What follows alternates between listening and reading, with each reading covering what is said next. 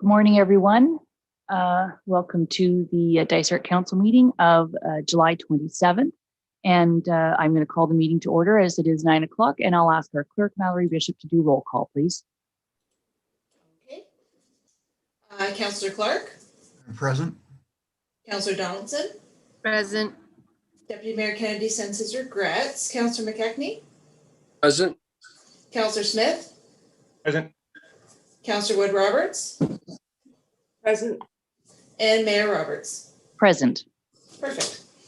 Okay, thank you.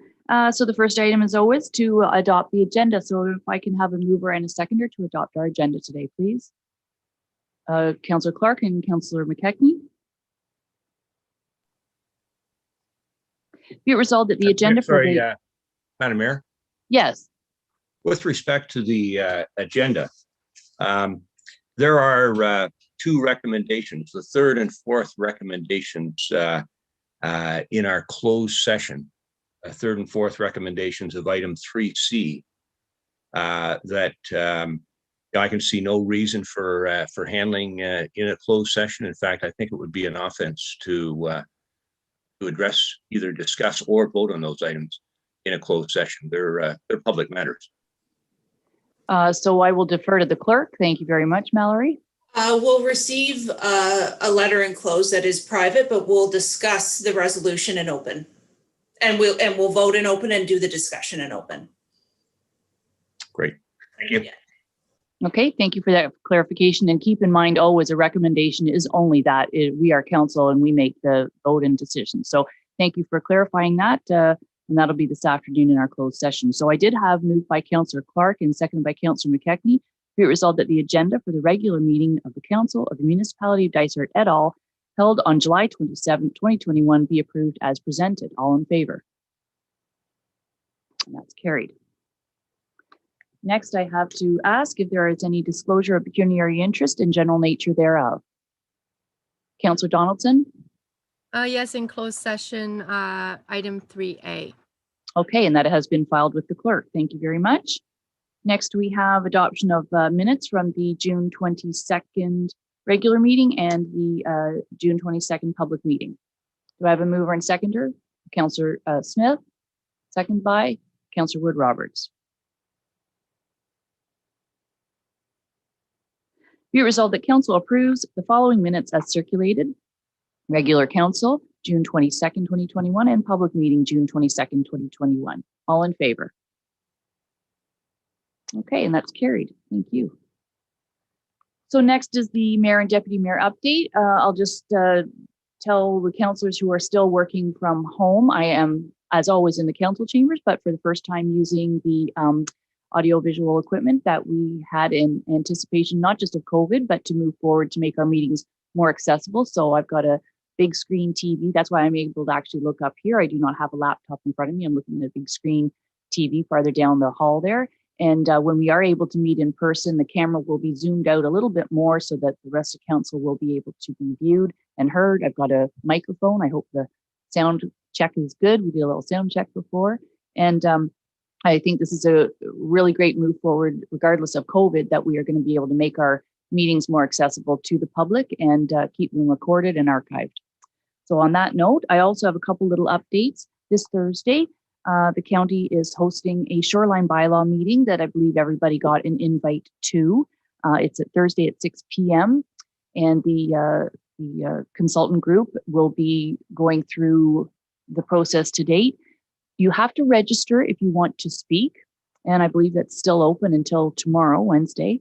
But if you want to just view, then for the public, they want to view it as live on YouTube. The short-term rental discussion at the county has not taken place yet. What was decided was that really the staff need guidance from the councillors first. The county did not have a committee the whole meeting in July. So I'm not sure if it will be in our August or September meeting where we will just discuss process and how we want to go about this. Do we hire a consultant, or do we take some of the information that we've already gathered today at all the local levels?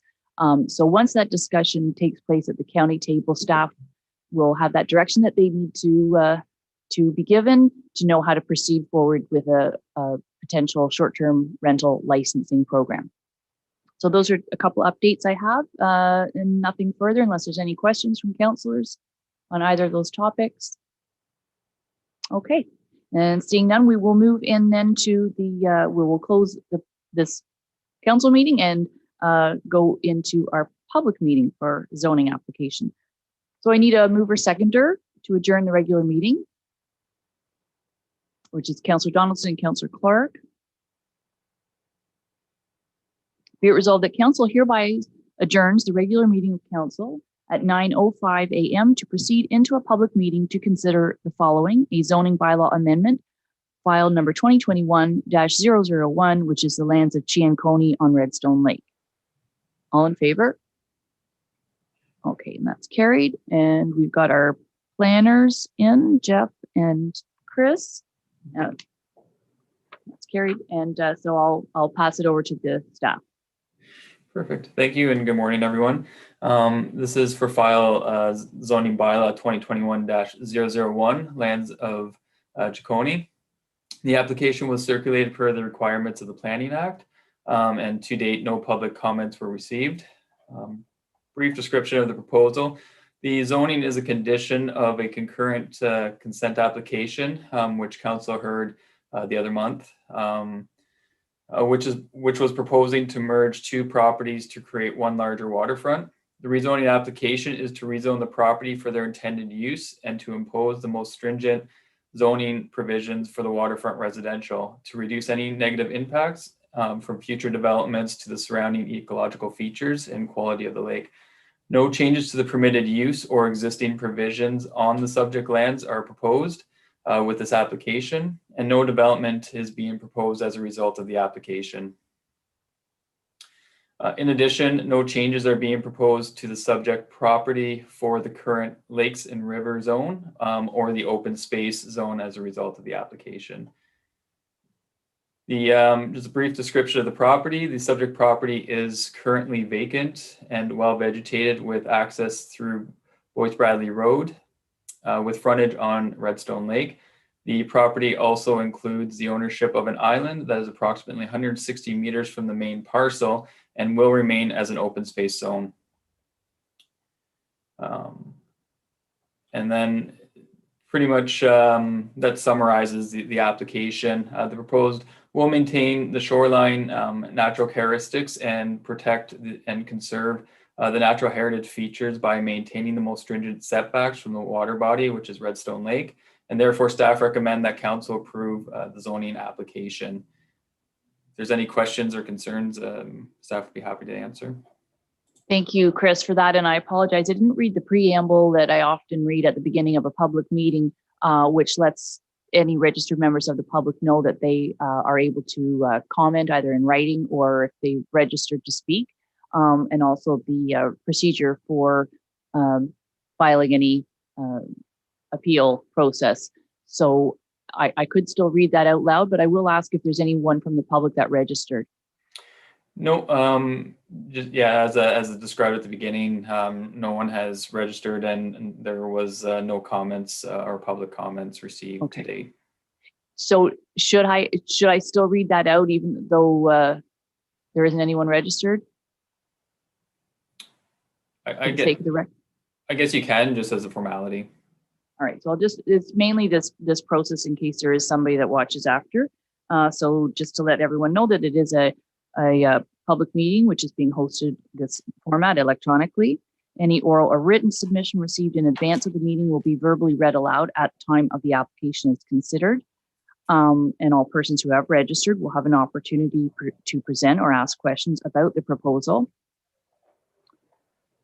The Planning Act specifies that if a person or public body does not make oral submissions at a public meeting or make written submissions to the municipality of Dysart et al. Before the proposed bylaw is passed, the person or public body is not entitled to appeal the decision of the municipality to the local appeal tribunal and may not be added as a party to an appeal unless, in the opinion of the tribunal, there are reasonable grounds to do so. Just let that section of note. This is a lesser use on the lake, so this is probably good news. Are there any questions or comments from councillors? Nope, I'm not on this file. So I will need a mover and a seconder to approve the zoning. Councillor McKechnie, and seconded by Councillor Wood Roberts.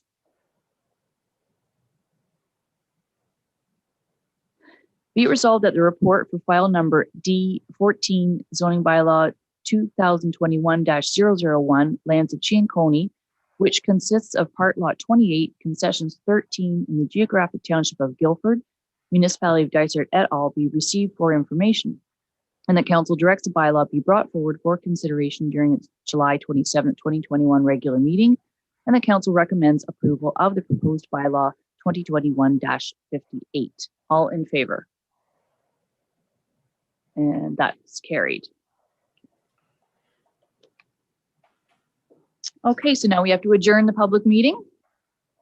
Mover seconder, please, to adjourn this meeting. Councillor Smith, seconded by Councillor Donaldson.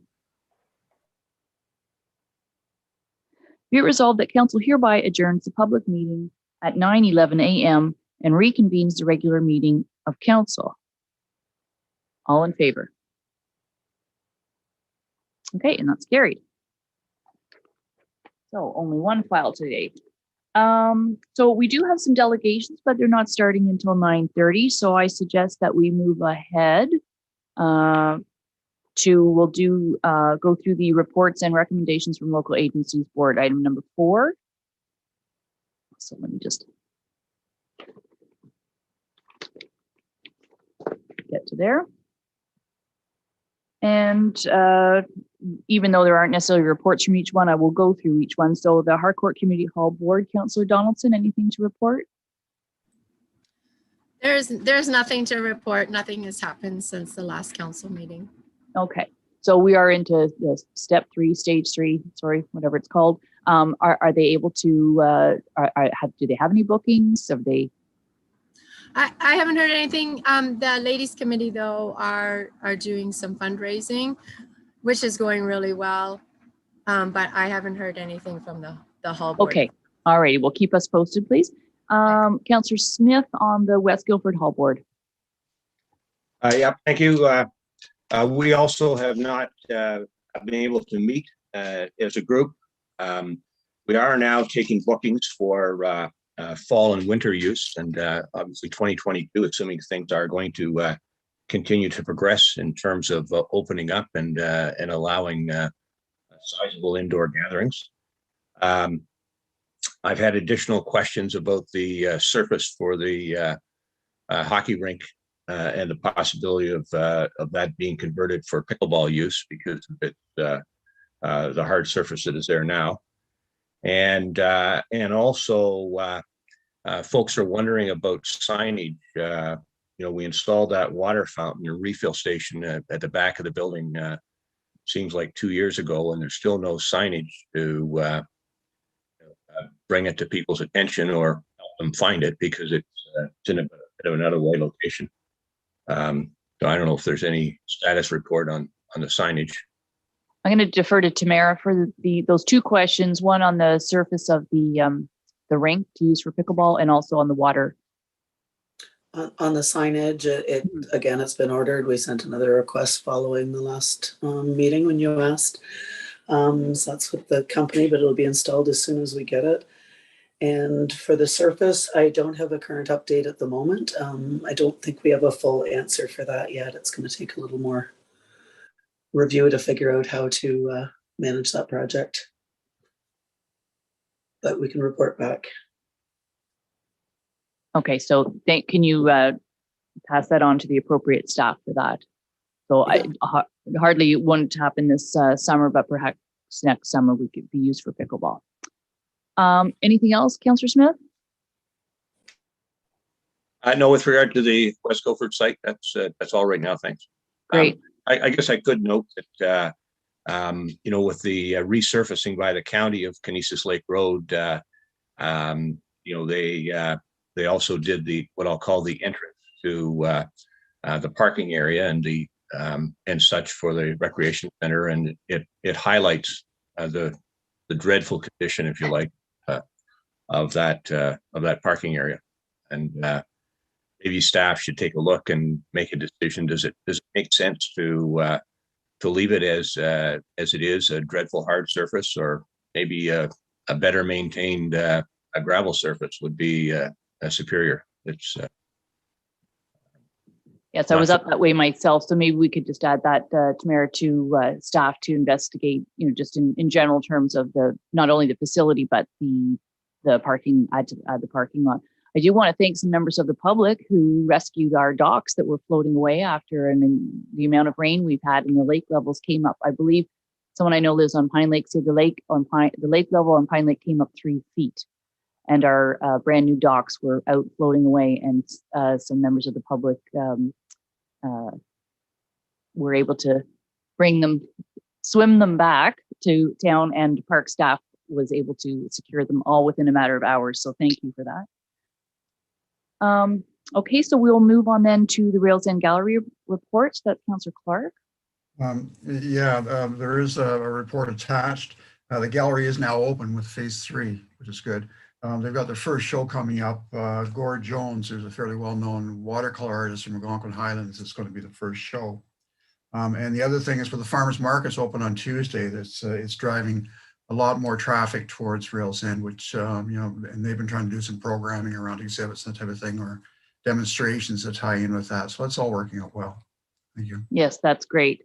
Another rainy Tuesday this morning. I don't know what the afternoon's going to bring, but last Tuesday, I believe the farmers market had to shut down early in light of the storm that was on its way. So, but that's great that Rails End Gallery is open. So I would like a mover and a seconder to receive the report, if I may.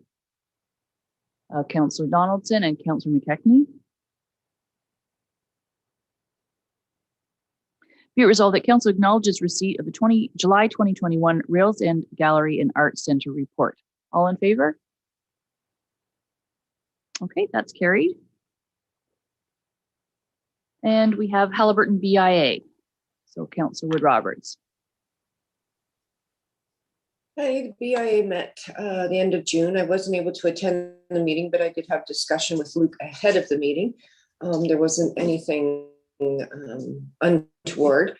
The street patios have been quite successful again this year. The downtown core seems to really like them. The banners and flowers are looking very, very nice. And thanks to David Zylstra, he planted all the bridge planters and they look beautiful. Jim and Blake and Angelica are doing a bit of a marketing brochure to highlight the downtown banners as well as the sculptures downtown. And those are just going to be available for handing out by the businesses in the Welcome Center. The sculptures are looking very nice. There's a lot of people stopping and looking at them. Working on a downtown map, and the health unit actually had some that were fairly up to date. So they're going to work on making a little map of who's where and what's what. And going to consider a Canada Day decorating contest for all the businesses. And the businesses, the winners will get gift certificates, and they've decided that it'll go to like a salon or a barber or a restaurant, because those were the businesses most impacted by COVID. And there's still some discussion about a summer event of some sort, depending on what direction the province takes in how open things are. And it might be toward the end of August or the beginning of September. And that is about it. Our next meeting is not till September. Okay, thank you for that. And the downtown does look lovely, and it certainly is busy. The patio have been great. This is the second summer that municipality was able to extend the liquor license and work with the EOC, but fingers crossed we won't be in a state of emergency next summer. That's the plan. And so we won't have that authority. So I think we're going to have to really get ahead of that. If the BIA want to see if they can still have that, we'll have to find out what AGCO says. It's not that we don't necessarily want to have them again. I just don't know that we'll have the authority to allow them to extend their liquor license again. So it would be nice to sort of know that by early in the new year. But it does add a nice vibrancy to the downtown, and certainly both restaurants that are actually taking up parking spaces seem to be those tables are full all the time. Any other questions for Councillor Wood-Roberts? Comments? No? Okay, seeing none, I'll take a mover and a seconder to receive minutes from June. Councillor Clark and seconded by Councillor Smith. Be it resolved that council acknowledges receipt of the June 2021 Halliburton Bia minutes. All in favor? That's carried. Thank you. Harvest Halliburton, don't believe you're meeting. No, still nothing happening there. It's still focused on COVID. Mm-hmm. Okay, and source protection planning. I'm not sure if that was Deputy Mayor Kennedy then. And so the Upper Trent Management Partnership Council. Nothing. Okay, thanks. And the Halliburton Village Bioenergy Corporation. Nothing to report there. So still having some time, we'll move into section 5, which is the bylaw for the fees and charges at the AJ Leroux Arena. And we already had discussed these. So really it's just a motion to pass the bylaw. So I would be looking for a mover and a seconder. Councillor McKechnie, Councillor Clark. Is there any further discussion? So moved by Councillor McKechnie, second by Councillor Clark. Be it resolved that bylaw 2021-57, being a bylaw to impose fees and charges effective September 7th, 2021, be read a first, second, and third time, passed, signed, and the corporate seal attached here too. All in favor? All right, and that's carried. I don't want to get into the planning and land information because we'll be too deep in there. So I believe if our first delegation is ready, we are 10 minutes ahead of schedule, but we could receive our first delegation if they're waiting in the wings. Won't be playing tennis today. The courts are too wet.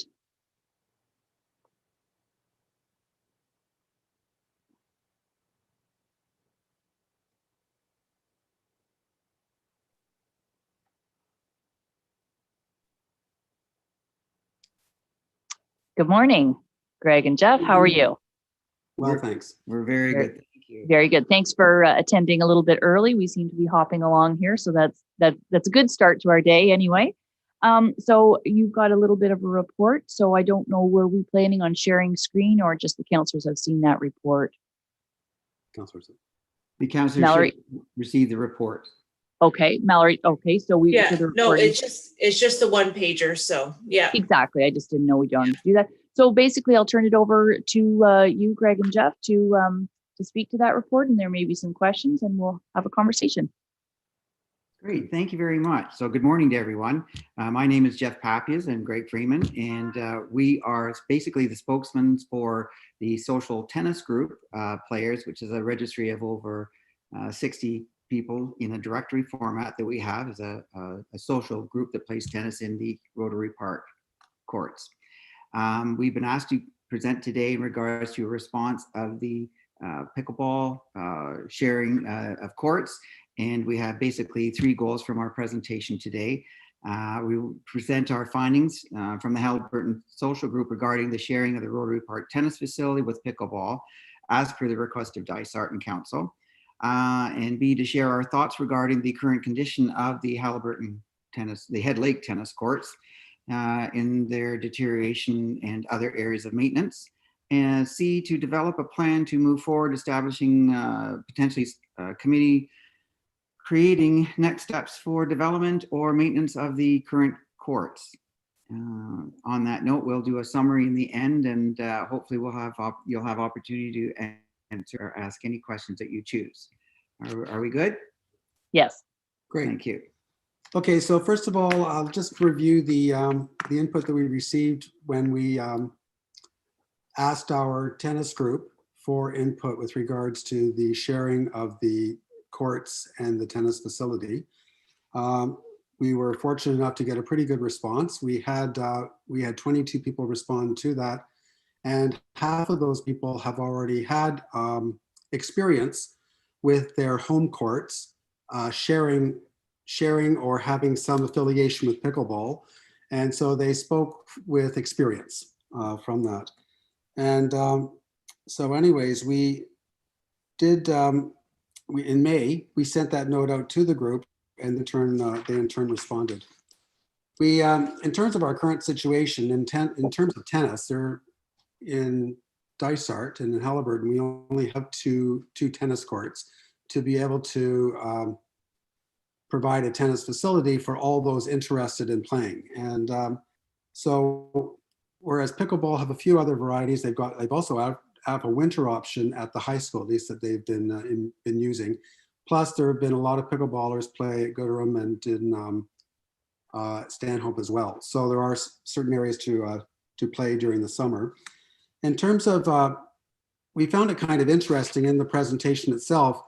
They did show different areas where there was a shared use of tennis and pickleball, and in some of the things that they included, and I'm thinking of their visual from St. Thomas, they basically had a court facility, so that where indeed they had separate tennis courts and they had separate pickleball courts, but they were all sort of in one site or location, which I thought was kind of an interesting concept.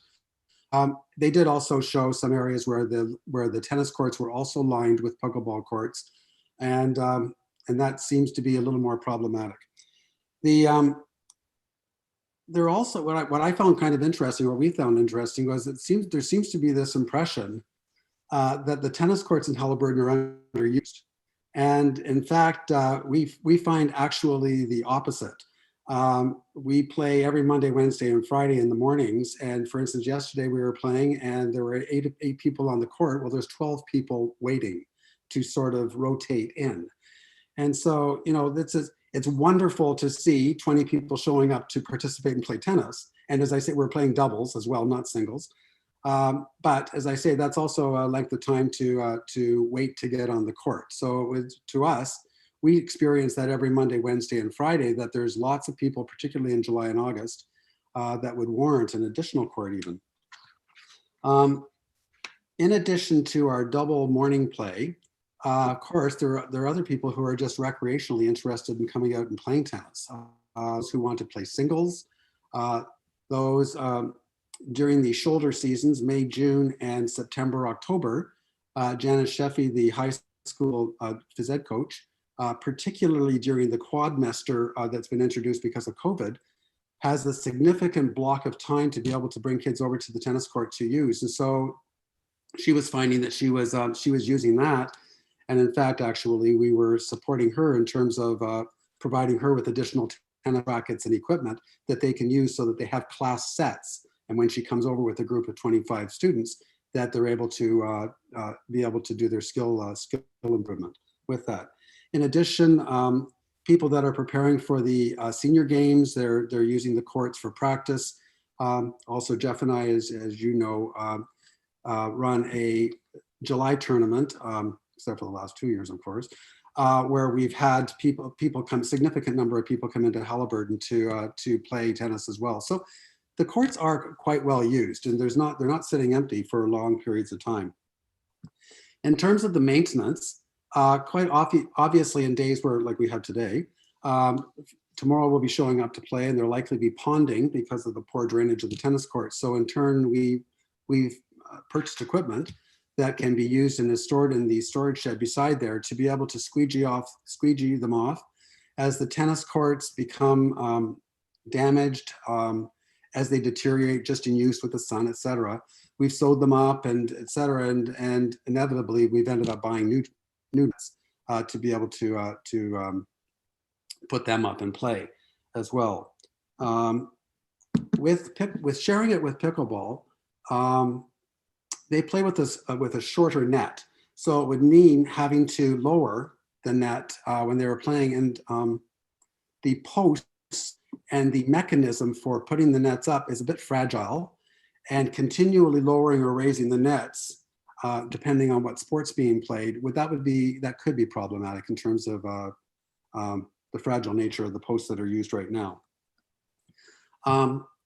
Another thing that I just wanted to highlight, or that we wanted to highlight, was the whole safety component with regards to playing both sports side by side. When you play tennis, I would suggest that 85% of the balls that are errant or go off the end of the courts. And so with pickleball, it's a smaller court that's being used. And so, and the whole purpose of the game in getting a point in pickleball is to angle the ball out. So when it's angled, it would be angled onto the tennis court, and they play with a larger wiffle ball. It's a plastic ball, but it's a very hard one. And then rolling across the tennis court could be dangerous, obviously, for anyone that's playing during that. Obviously, with the pickleball movement, it's a more abrupt, shorter movement sort of game, and there are significant cracks and crevices on the tennis courts as they're existing right now, which Jeff will review, and that also is a safety component for people playing on that. Just as a couple of other things, and just with our experience that we've had with that, pickleball is a noisier sport, and that's just the very nature of the game. And they've recognized that. They've come out with equipment to try to dull or lessen the noise that's created either with the paddle or with the specific ball or etc. I know in our community in Florida, down the road, there's a group of 8 pickleball courts, and they're lovely, gorgeous homes across the road that have a lovely view of the harbor. Well, once the pickleball courts came along, they had to establish 10-foot fences with material to lessen the sound from the pickleball being played, because of course the pickleball is being played 12 hours a day.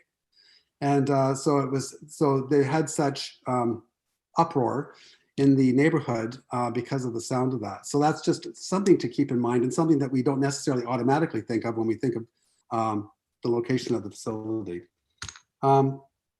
Also, I know that there's an interest in having something local, a space that is local, but in Halliburton, all of us drive. And in all fairness, we've got in our 20 people that come to play tennis on Monday, Wednesday, Friday, everyone brings a car, everyone.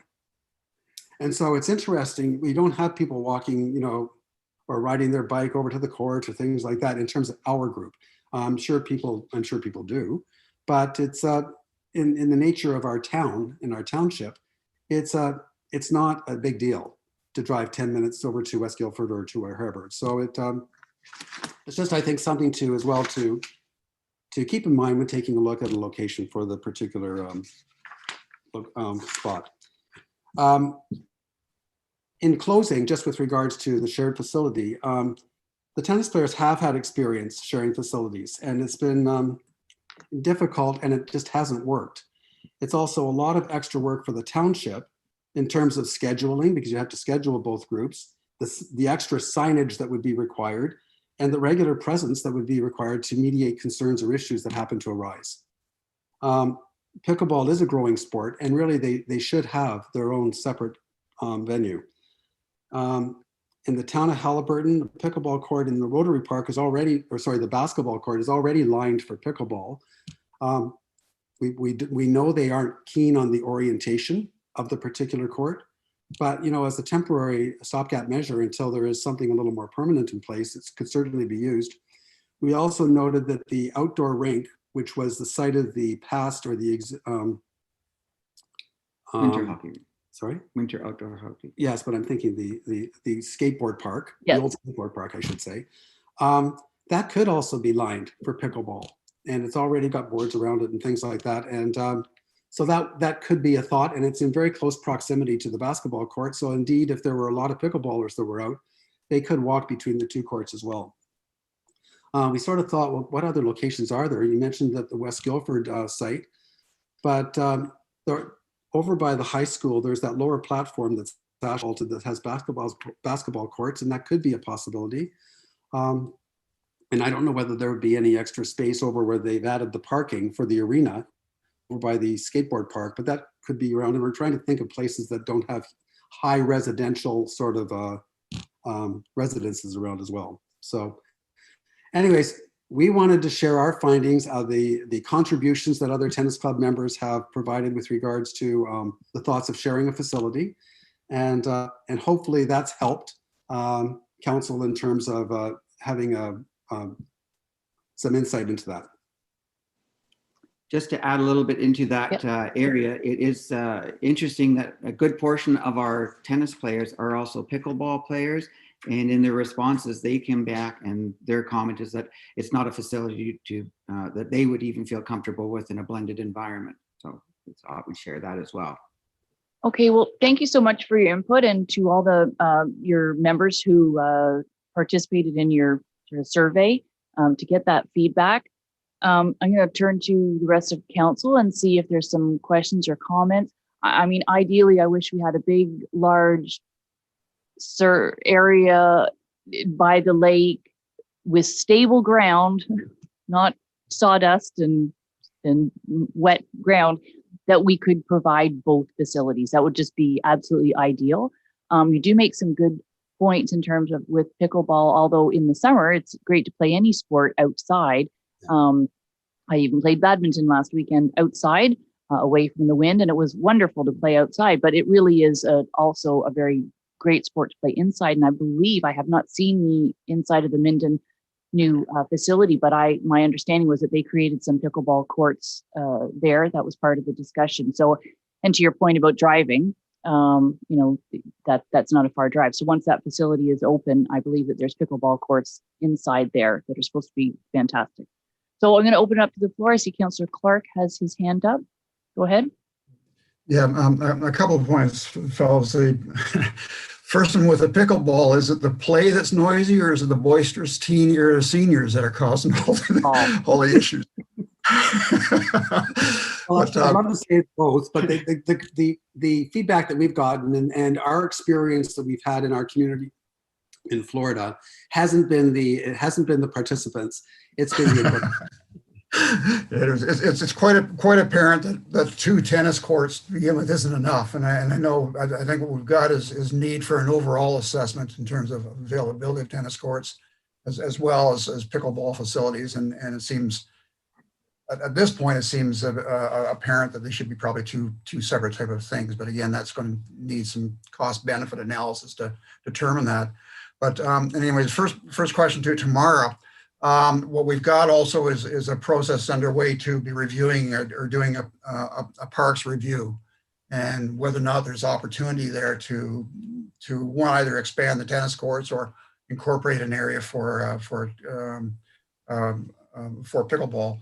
But the other is as you identified, there's quite a group from the high school, and perhaps we should also be investigating with the school board. Is there facility for putting a couple of tennis courts that we could partner with over towards the high school, which would take some of the pressure off the ones down at the Head Lake Park, is another opportunity. And as Councillor Smith identified earlier, there seems to be an interest for having a pickleball facility in West Guildford.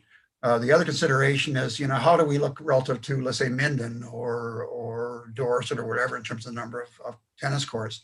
I guess my recollection, I think they've got more tennis courts down in Minden, and they're a community the same size. Is that right? Or would you know? Actually, Minden has, we're familiar with the 2 tennis courts that are over by the community center and arena, and they have just had those resurfaced by Workhorse, and they're fabulous courts right now. But as I say, I believe those are 2, and I don't know of any others in Minden Hills.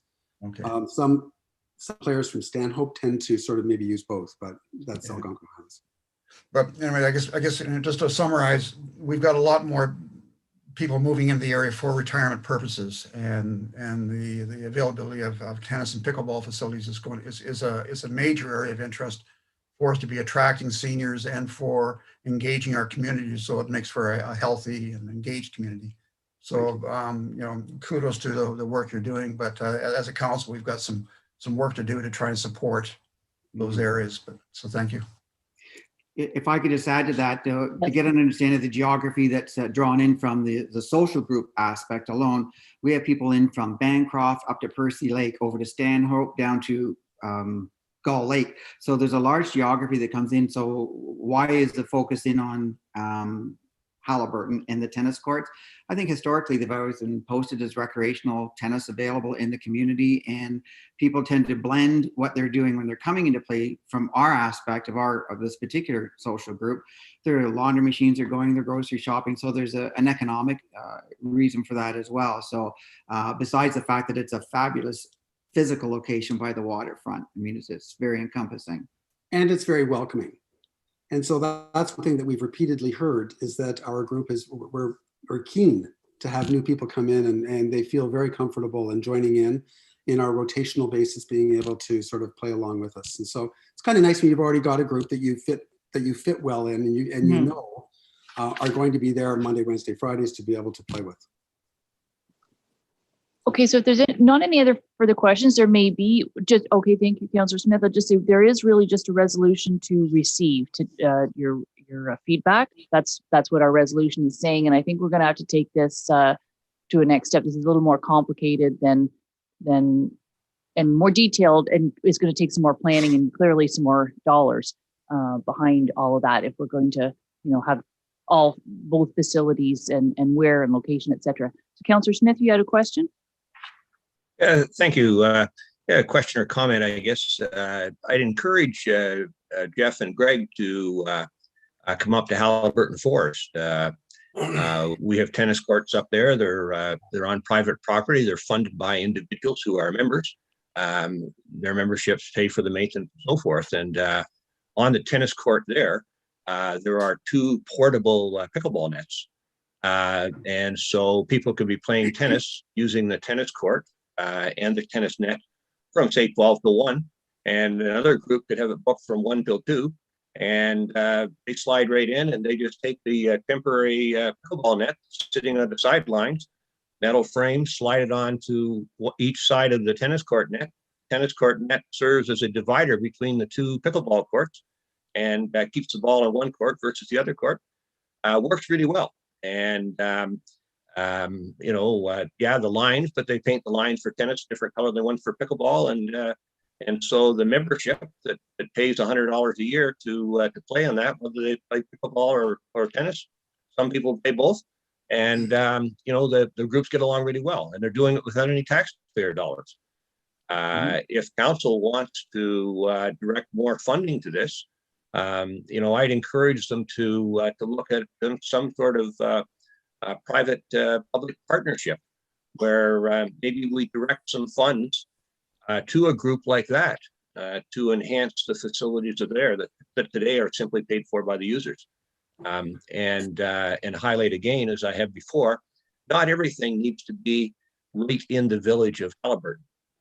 This facility is up at the Halliburton Forest, and just a couple of months ago, council approved some changes to a site plan agreement that provided for the construction of pickleball courts, again, privately funded, up at the Kinesis Marina. And there are going to be 4 pickleball courts on a piece of hardtop that's, the size of a single tennis court. So there are solutions available. And, and as I said, if council wants to direct more financial resources, we could partner with some of these private groups and help them, provide an even a better level of service and accessibility to our entire community. Thank you. We appreciate the comment, and in the invite you come to Halliburton, so we're looking forward to that. So we're the next pieces of our presentation we're going to address some of those options that we'd like to present to council anyways. Okay, thank you. Councillor McKechnie? Yes, Greg and Jeff, you're saying you play tennis Monday, Wednesdays, and Fridays. What's going on the tennis courts on Tuesdays and Thursdays? Oh, there's a variety of things that are going on. Again, it's the use between the high school. There's multiple users that are out there. We're the only group that is into a schedule, but there's a lot of unscheduled. It's open tennis play for the community at large, where there people are playing singles play. You've got the people practicing Ontario seniors games that are coming in and practicing on the courts. So I wouldn't say that the courts are in shape or for idle or vacant for periods of time. So the activity going on. the onslaught to it is because we have been a continuing growing group in a social, and we are not a club, not private. We are just a social group organized through a directory of contacts that they're too busy for them to play on the Monday, Wednesday, Friday. They don't like standing in line waiting for the rotation to get on the court to do a round, which it's called, and so organize amongst themselves to be playing throughout any of the off times, which is the Thursdays right through on Saturdays and Sundays. So the group alone is utilizing the courts as well.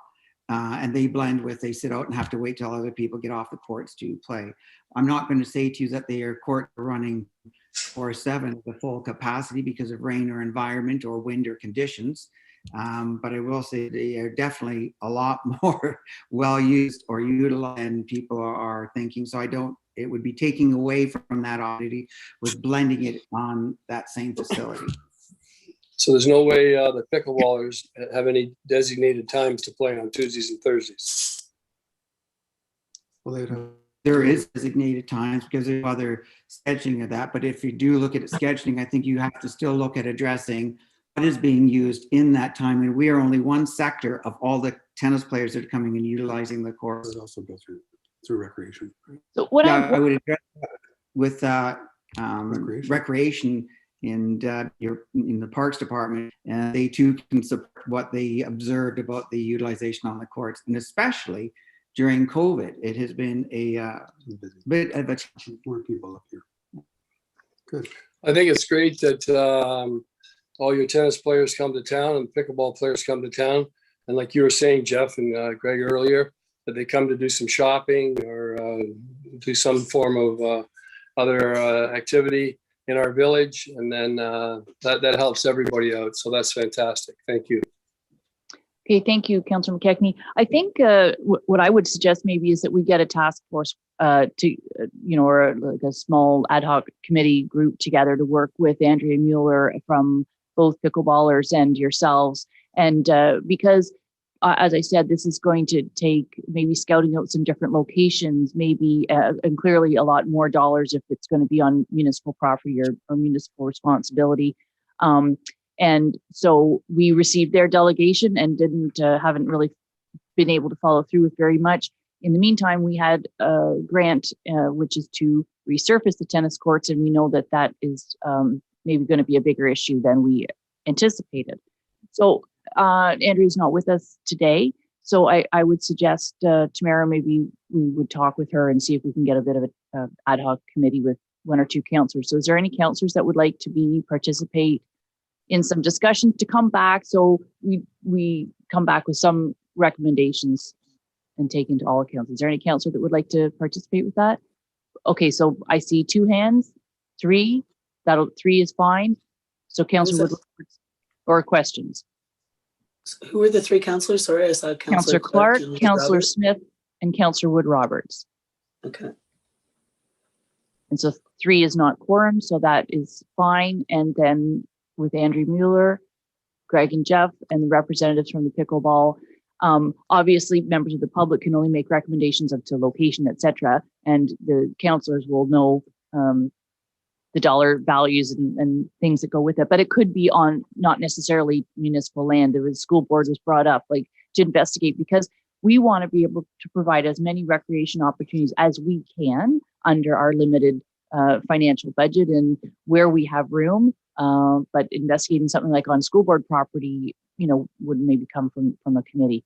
So let's go forward with that. Right now, I just have this to receive, but is that okay, Tamara? You can take the charge on that because you're here today. Thank you.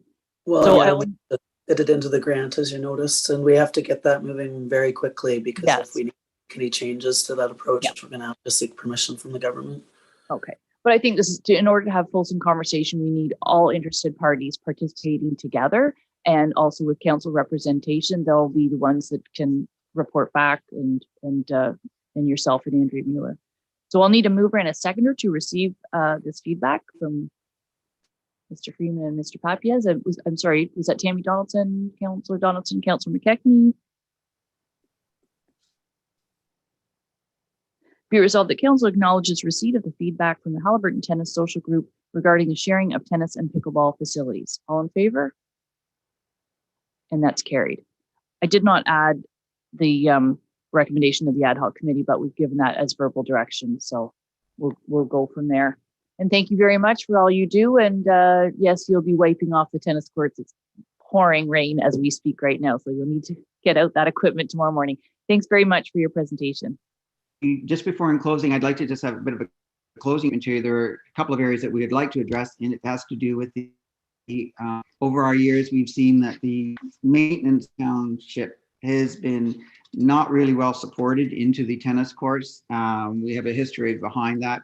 And I think there's an important message is that it is a value asset, and perhaps with some other maintenance that can provide along the way, they may not been as bad a shape as where they are today.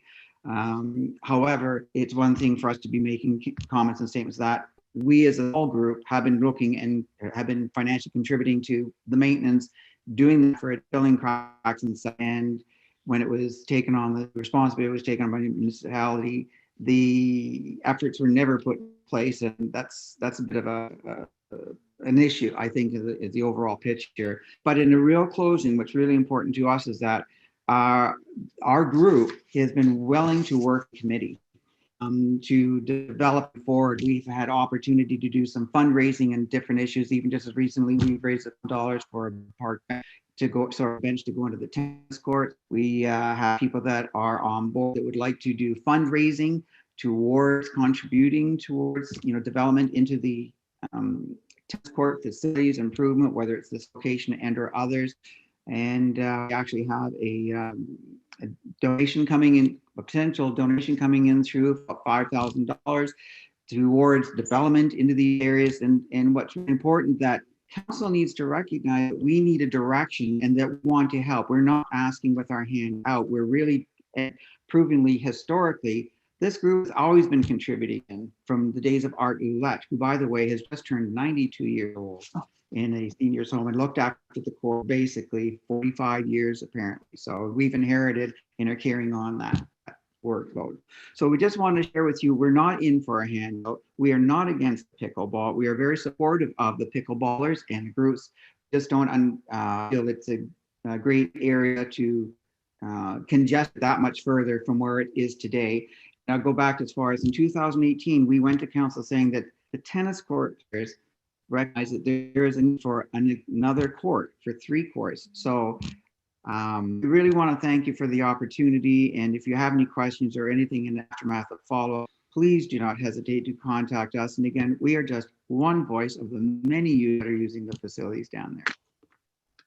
Well, thank you for that. And maybe that's something further discussion can happen at that ad hoc committee group to discuss all better communication between staff and groups like yourselves, so we can work with you, because we appreciate all that you do, and maybe we're not even fully aware of all the contributions that you are doing, both financially and your time. So thank you again.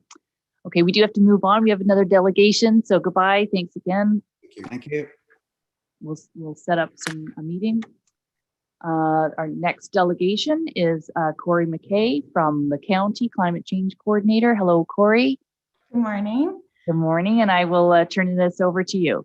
All right, I'll share my screen here.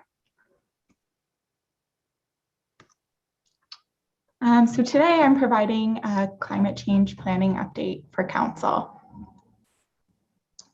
For some background, last year, Dysart Council committed to reduce corporate greenhouse gas emissions by 20% for buildings, 10% for fleet, and 80% for waste by 2030, and approved a plan that outlines actions to reach the established target. So we are now in the implementation and monitoring stages of this plan.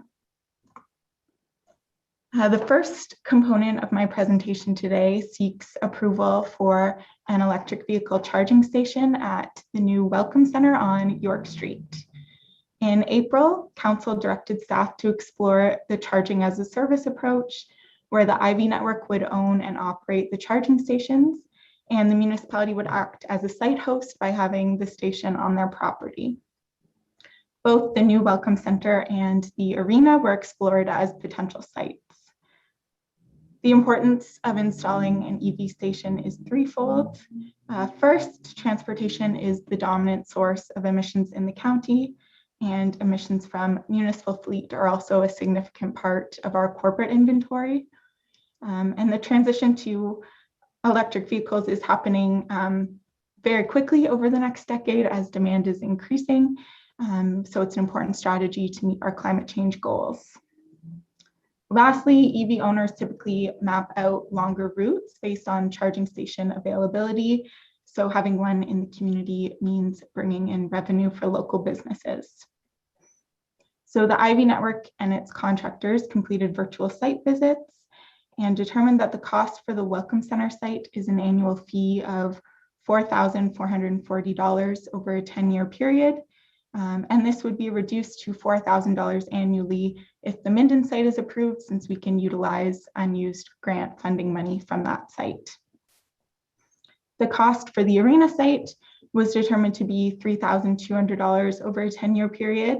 However, this has upfront costs of about $17,000 for the electrical infrastructure upgrades that are required to bring electricity to the site. So overall, over a 10-year period, the Welcome Center site is more cost effective. And based on conversations with staff, it's recommended to proceed with that location, monitor use, and then consider implementation of a second site in future years. The only additional cost to the municipality, aside from the annual fee, is for electricity use. And this is covered through user fees. So typically the public's charged around $2 an hour for use, where electricity consumption costs about 80 cents an hour. So the rest of the revenue can be used to cover the cost of the annual fee. So if council wishes to enter into an agreement with Ivy, installation would take place sometime in the fall.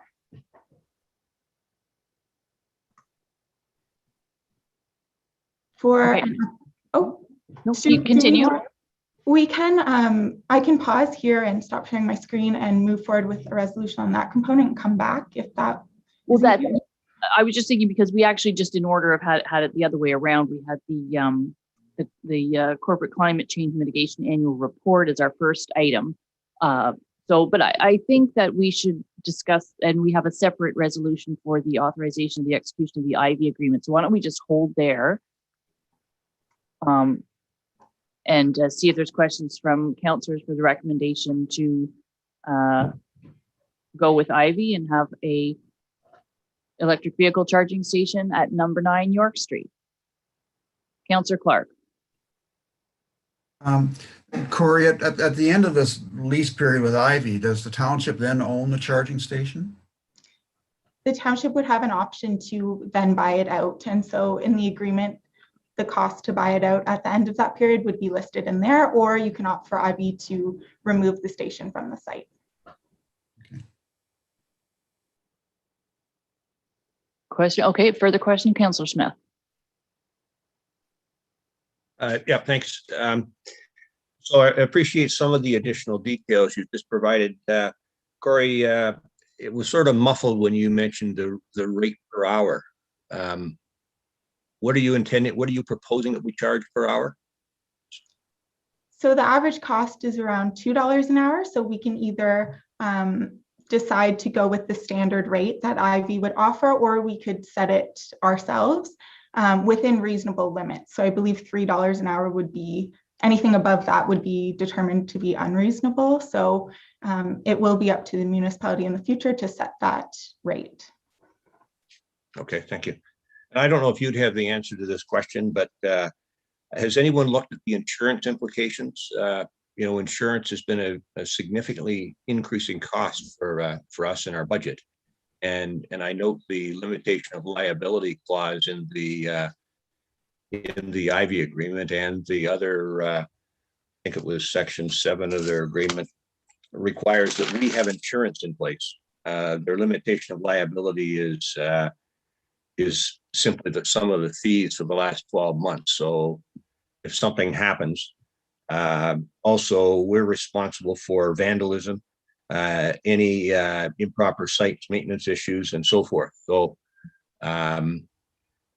just to ensure that we understand all of the costs. What do we think those insurance costs are going to be? I believe it's covered under what a municipality has as general liability insurance.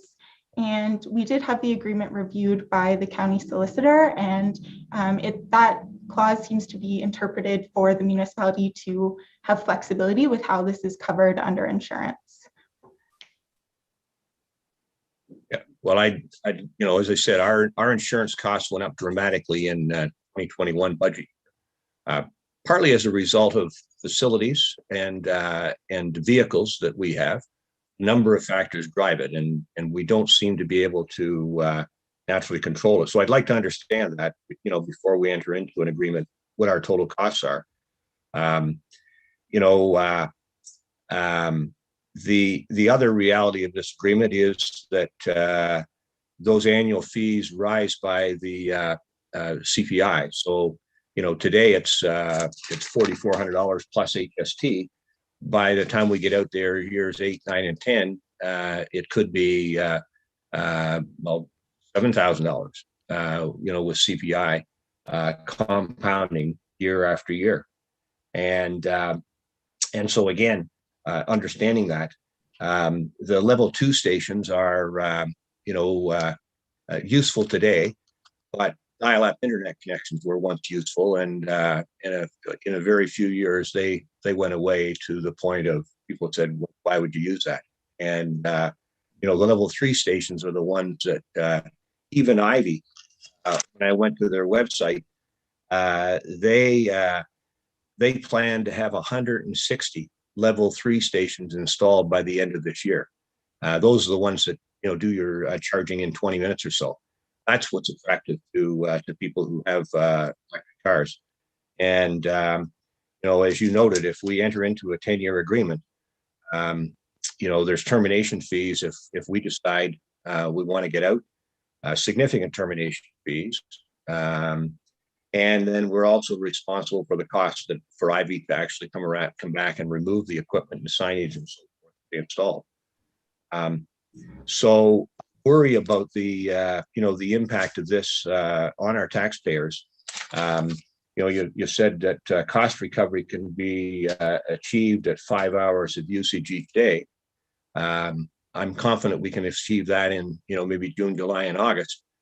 But how many people are coming here, from afar to recharge their EV, in October, November, December, and so forth. And so to me, there's a little more answers, I guess, that are required here, because I don't believe the taxpayers, should be subsidizing, the charging of electric vehicles. Was there a question in there for Corey to answer? It was a fairly lengthy. I didn't get a question out of there. I don't know if Corey did. Well, I'm saying I don't think the information we have received is sufficiently in depth to support the recommendation that have been forwarded. Okay, so a statement, not a question. There's too much risk and uncertainty. Okay, so that's more of a statement than a question that Corey needs to answer. But Corey, go ahead. Yeah, I'd just like to touch on the level 3 comment, of course. So level 3 charging stations charge vehicles much faster. They cost upwards of $100,000 right now, so not something that we would be looking at right now. And they're typically installed along highways, so if you're just charging to move along. But although level 2 stations are slower, this is located in an area where there are plenty of things to do, parks and recreation, local businesses. So even if that's considered slow charging, if people are parked there anyways, then I think it's still very useful. Yes, and I understand your comment, Councillor Smith, in terms of dial-up was good at one point, but they have done these lease agreements with many towns all over the place. I was somewhere last summer and saw the Ivy station there outside a brewery, and I do think that this is a bit of build it and they will come. I wouldn't want to say after 1 year that anything would be a failure, because it's going to take some time for people to get to know that we have it, see that we have it on our map, on the Ivy map and on our maps, to promote that we have this. And I would think that by year 2, 3, and 4, it will be used every day, October, November. But not, it takes time. It's not going to be an instant success. I do think that it is a little bit of an economic driver. We're not going to go into it saying we're going to make money or maybe even break even on the first few years. But without having one and not going down this route, I think we're really shortchanging ourselves. And this is the best opportunity for us to get an electric charging station. We've been looking at this 6 years ago. This was on the Economic Development Committee here at Dysart, and we couldn't afford to do this on our own. So there is maybe a slight bit of financial risk here, but minimal to the benefit that we are going to have for people who want to make Halliburton Village a destination and stopping point. So I see another hand to Councillor Clark. Just on that though, you can say that it may attract some people. If we started selling gasoline at 10 cents a liter at the visitor center, cheaper than anybody else did, that would attract a lot of people too. Wouldn't be particularly good from a climate change point of view necessarily, but it would be very attractive. And if the businesses in town need taxpayer subsidy to attract people, that's one thing. But the problem here is that we're also discouraging competition. There are private enterprises that are installing charging stations on their own property, not requiring municipal property to do so. And once we get in business with this, subsidized by taxpayers, the opportunity for somebody who's a business entrepreneur is going to be diminished. And I'd ask, how many EVs do we have in our fleet today? So this is supposed to be installed by September, October of 2021. How many EVs does Dysart own today that will be utilizing its charging station? We haven't purchased any because we don't have anywhere to charge them. Councillor Clark.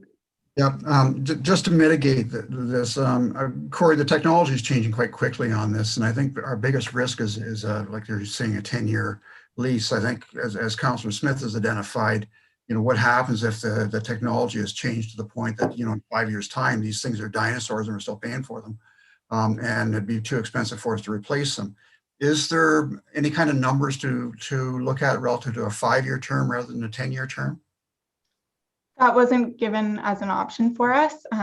They're doing this with a lot of townships, and it is a 10-year term. Yeah, it's just to mitigate, our risk of removing it at 5 years, because given the pace of technology, they could be they could be a liability for us in 5 years' time. But it's just to throw that out there.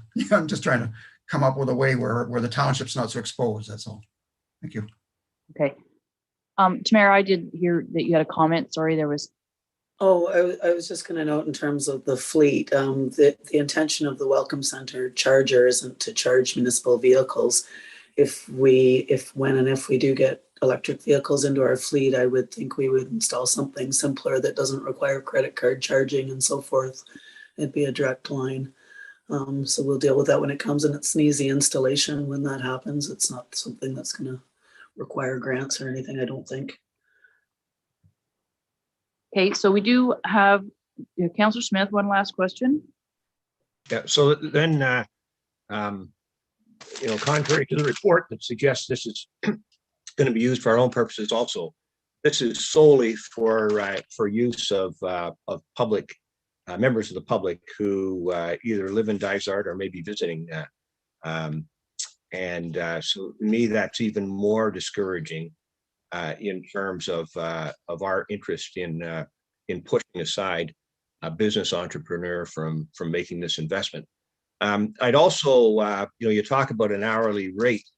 Have we looked at what happens when somebody parks there longer than it takes to charge their car? So if they're there for a couple or 3 hours and get their car fully charged, I noted another company that's in this business, Electrify Canada.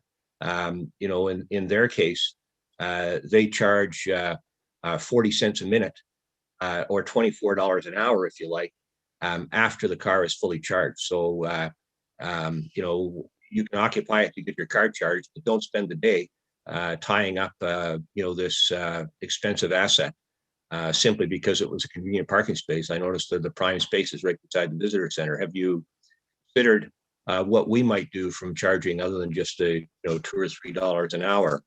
What are we going to propose for beyond 3 hours, for example? Tamara, we talked about this last time when we were even contemplating doing the application for this. And I believe that we were going to check with our bylaw officer. We might be changing a bylaw that it would be basically getting a ticket that if you were longer than the required time to fill. So you'd have to be aware of, I'm going to need 3 hours charging time, go back to your car, move your car. If you're there and the car is fully charged.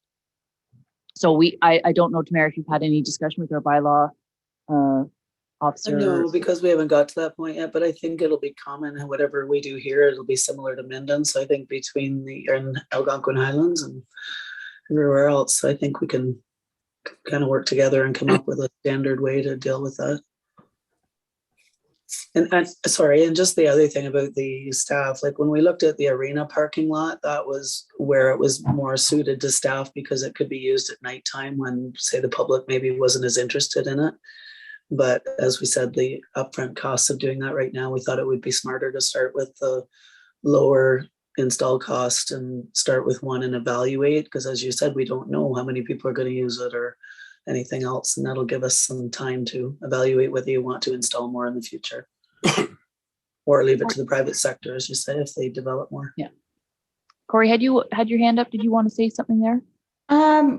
Yeah, I just wanted to add, there's also signage to move your car, but of course you have to go above and beyond, such as through bylaw, to ensure that people are actually doing that. Okay, thank you. Councillor McKechnie? Yeah, Corey, needless to say, this is those stations that you're proposing to put at the Welcome Center, there's quite a few other communities around that are also endorsing this. And I think it's a good start for us. Like I don't know, as Councillor Clark or Tamara said, that we'll evaluate where we are here after a few years. And it's also a great for people to come to town and do some shopping again and get their car charged. But of course, the big thing is the signage, and know that there'll be a severe penalty. You leave your car there for an extended period of time. So I think the locations are great, and it's a nice way to ease into this the next phase. So thank you. Okay, thank you, Councillor McKechnie. There is a resolution. I'll read the resolution first and see if we have a mover and a seconder. Be it resolved that council authorize the execution of an agreement with Ivy for the installation of one dual port charging station at 9 York Street. Is there someone who would like to move that? Councillor Clark, and seconded by Councillor McKechnie. So I have read the resolution, so I'll just call for a vote. All in favor? Okay, so that does carry. Okay, so now we'll go back to the climate mitigation annual report, Corey. All right.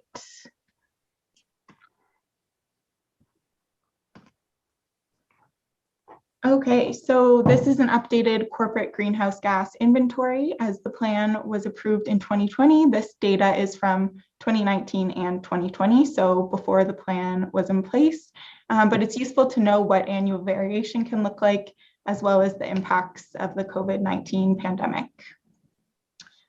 So emissions from municipal fleet have increased by about 20%.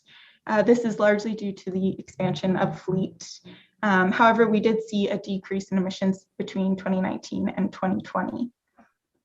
For buildings, emissions decreased by about 15%. As we can imagine, in the COVID-19 pandemic, many of the larger facilities were either closed or at reduced capacity.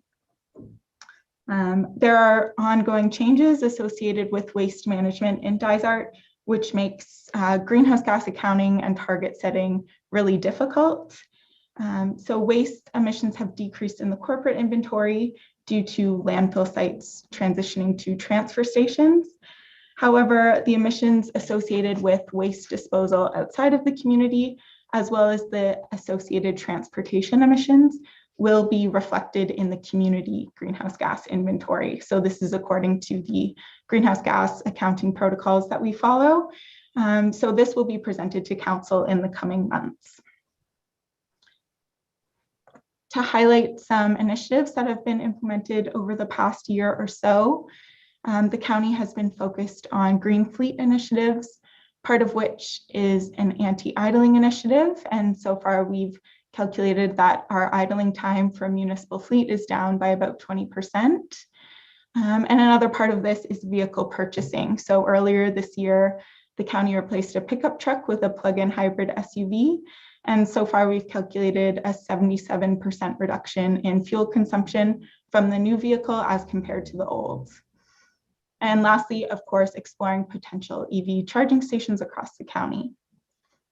For local waste management initiatives, Dysart has led some joint education campaigns across the local municipalities, the county, and the library. So this is focused on waste reduction and diversion in the community. As well, local municipalities have collaborated on a Waste Wizard app. Algonquin Highlands is piloting a food cycler program, which is a new method for organics diversion. And this is something that could potentially become a county-wide initiative in the future. And lastly, Dysart has recently introduced the 3-bag limit for garbage, reducing the amount of garbage in landfill sites. So along with an annual greenhouse gas update comes a summary of, or comes the option to review the target. And this is for buildings and fleet for Dysart. So the current targets are 20% for buildings and 10% for fleet. So the two other targets presented to council for consideration are a 30% reduction.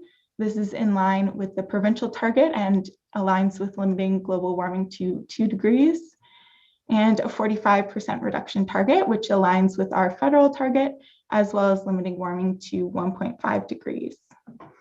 So our current targets recognize the challenges associated with reducing emissions with the growing population, as well as some challenges we face as a small municipality in a rural area.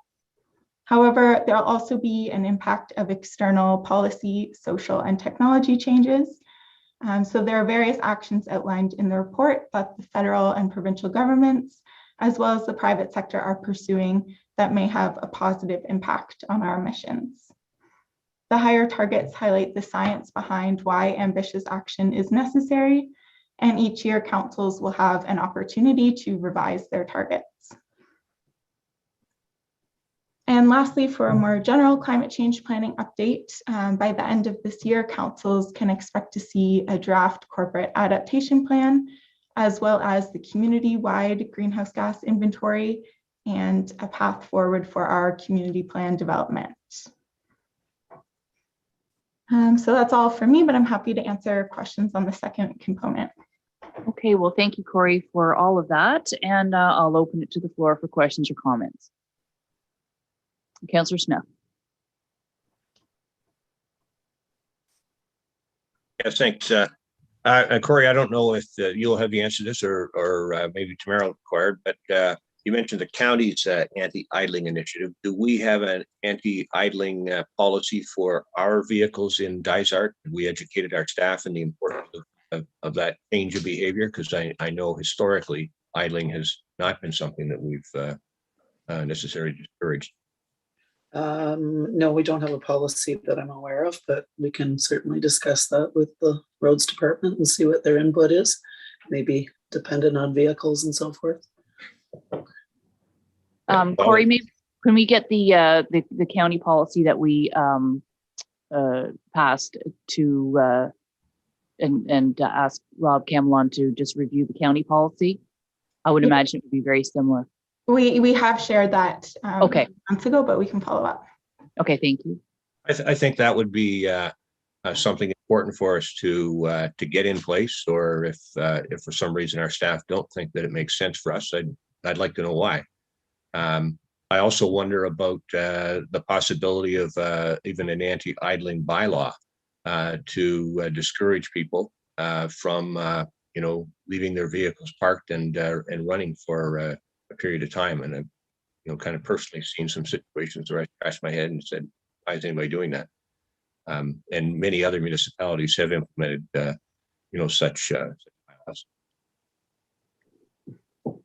Yeah, just to address that, that would be part of the community plan. So as we're working with stakeholders and the community for ideas, that's something that can be discussed for sure. Okay, thank you. Any other comments or questions? This is something, as Corey said, I think it's especially challenging for small rural municipalities like ours with very large geography, small density.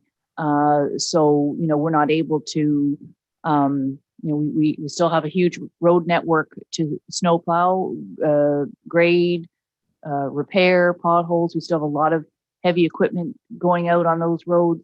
So it is definitely always going to be a challenge. And one thing that I think about, especially with the rains and the weather that we've had this July, we're going to be getting a report from our Public Works Department as to some of the damage caused from some washouts earlier this month, is in terms of mitigation, and maybe this wouldn't be captured in any plan, but making sure the culverts are sized appropriate. I mean, they always are, but making sure we're doing everything to prepare for these heavy rains that do the damage, heavy snowfalls, ice in the winter, etc. So it's also public works operations in terms of mitigation. Corey? Yeah, just to add to that. So that's part of our corporate adaptation plan. So looking at roads and infrastructure and how wetter, warmer, wilder weather is going to impact that and what we can do to better address it, as well as our flood mitigation mapping will also help with right sizing culverts in the future. Mm-hmm. Okay, thank you for that. If there aren't any further questions or comments, I just have a resolution to accept the report, the annual report. So I'll take a mover and a seconder for that, if I could. Councillor Wood Roberts and Councillor Smith.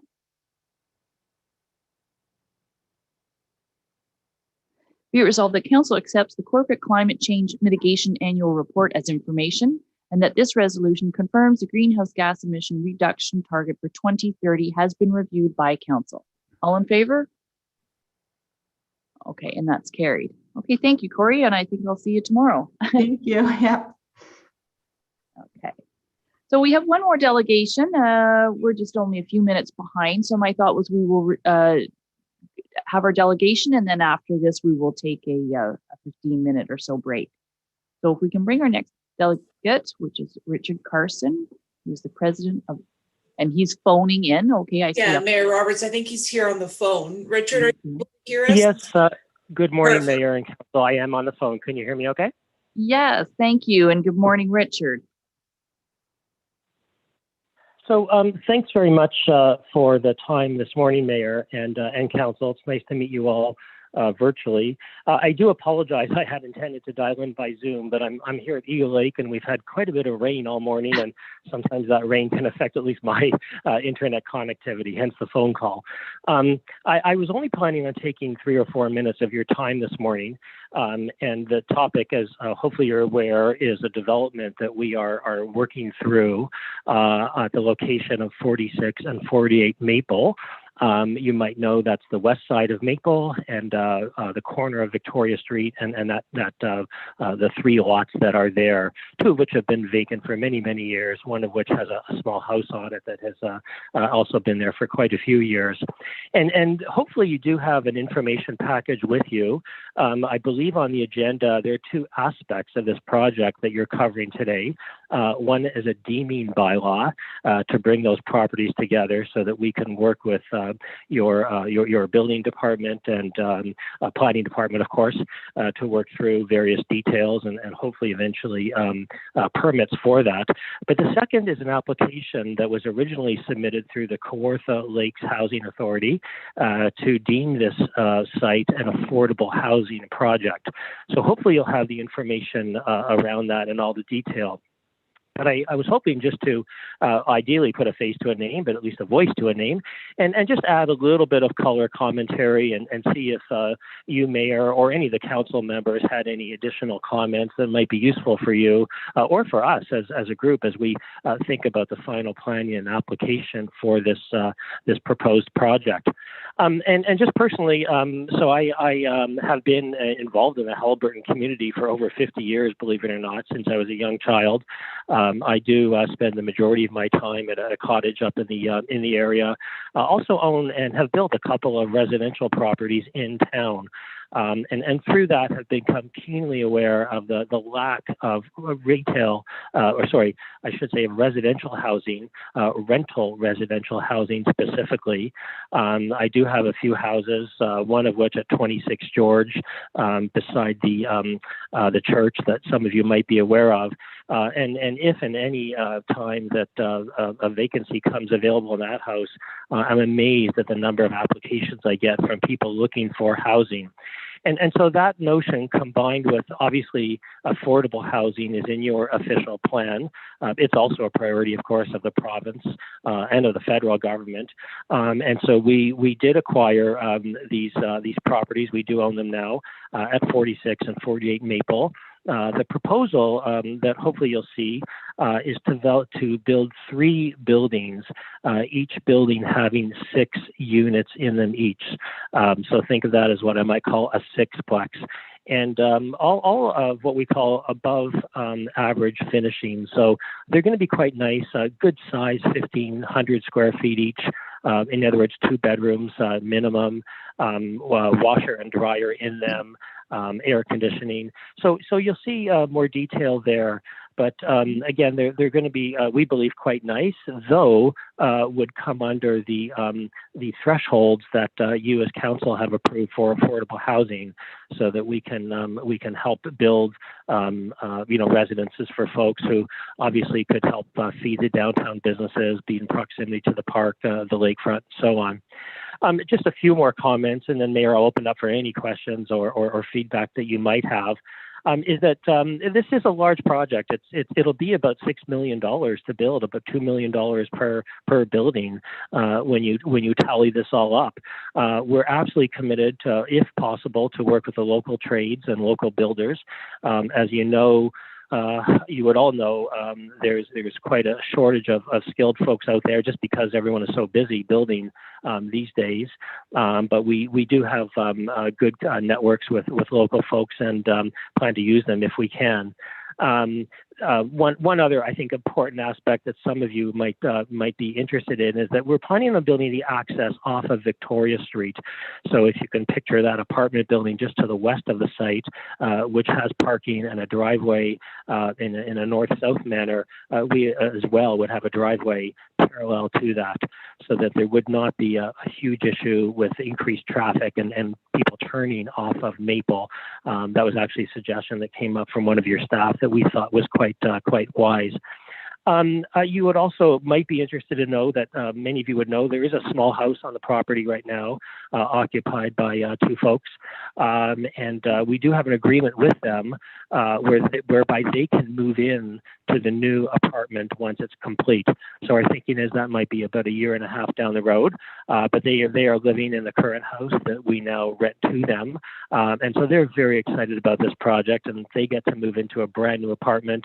I think the benefit to the town is that site, which many of you know, has it's an old house. It's not as it's a little bit unsightly, if I can say, just given other buildings in the area.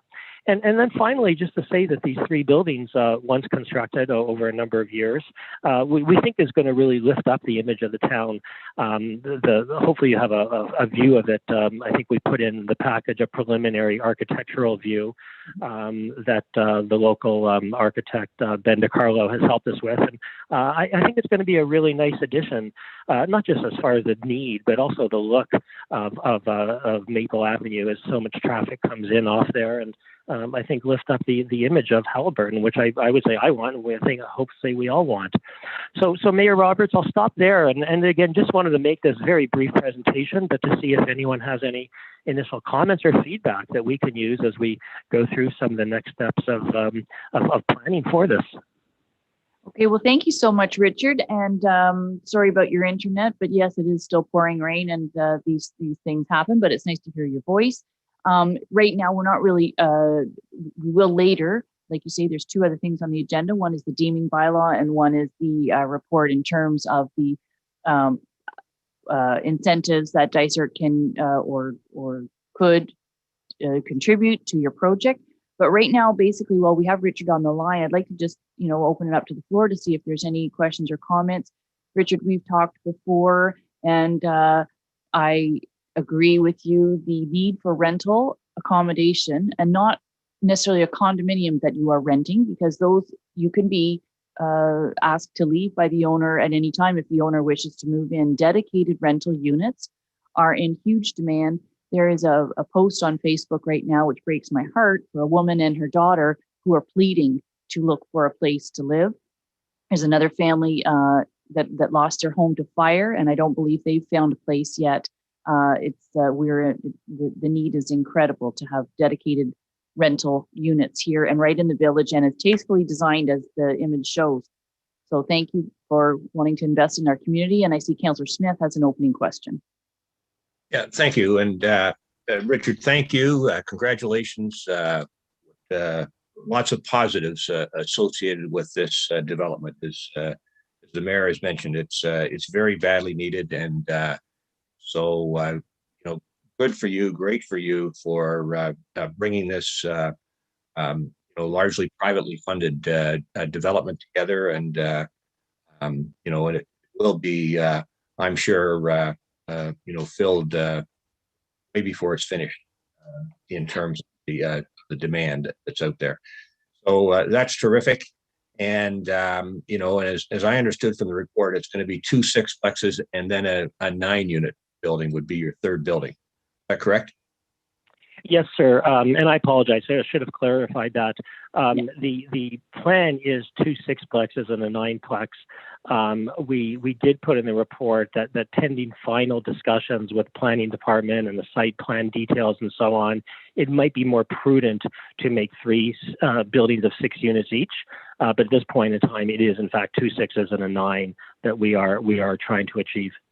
Okay, so you're not certain there yet. Okay, thank you. That's the reason for that.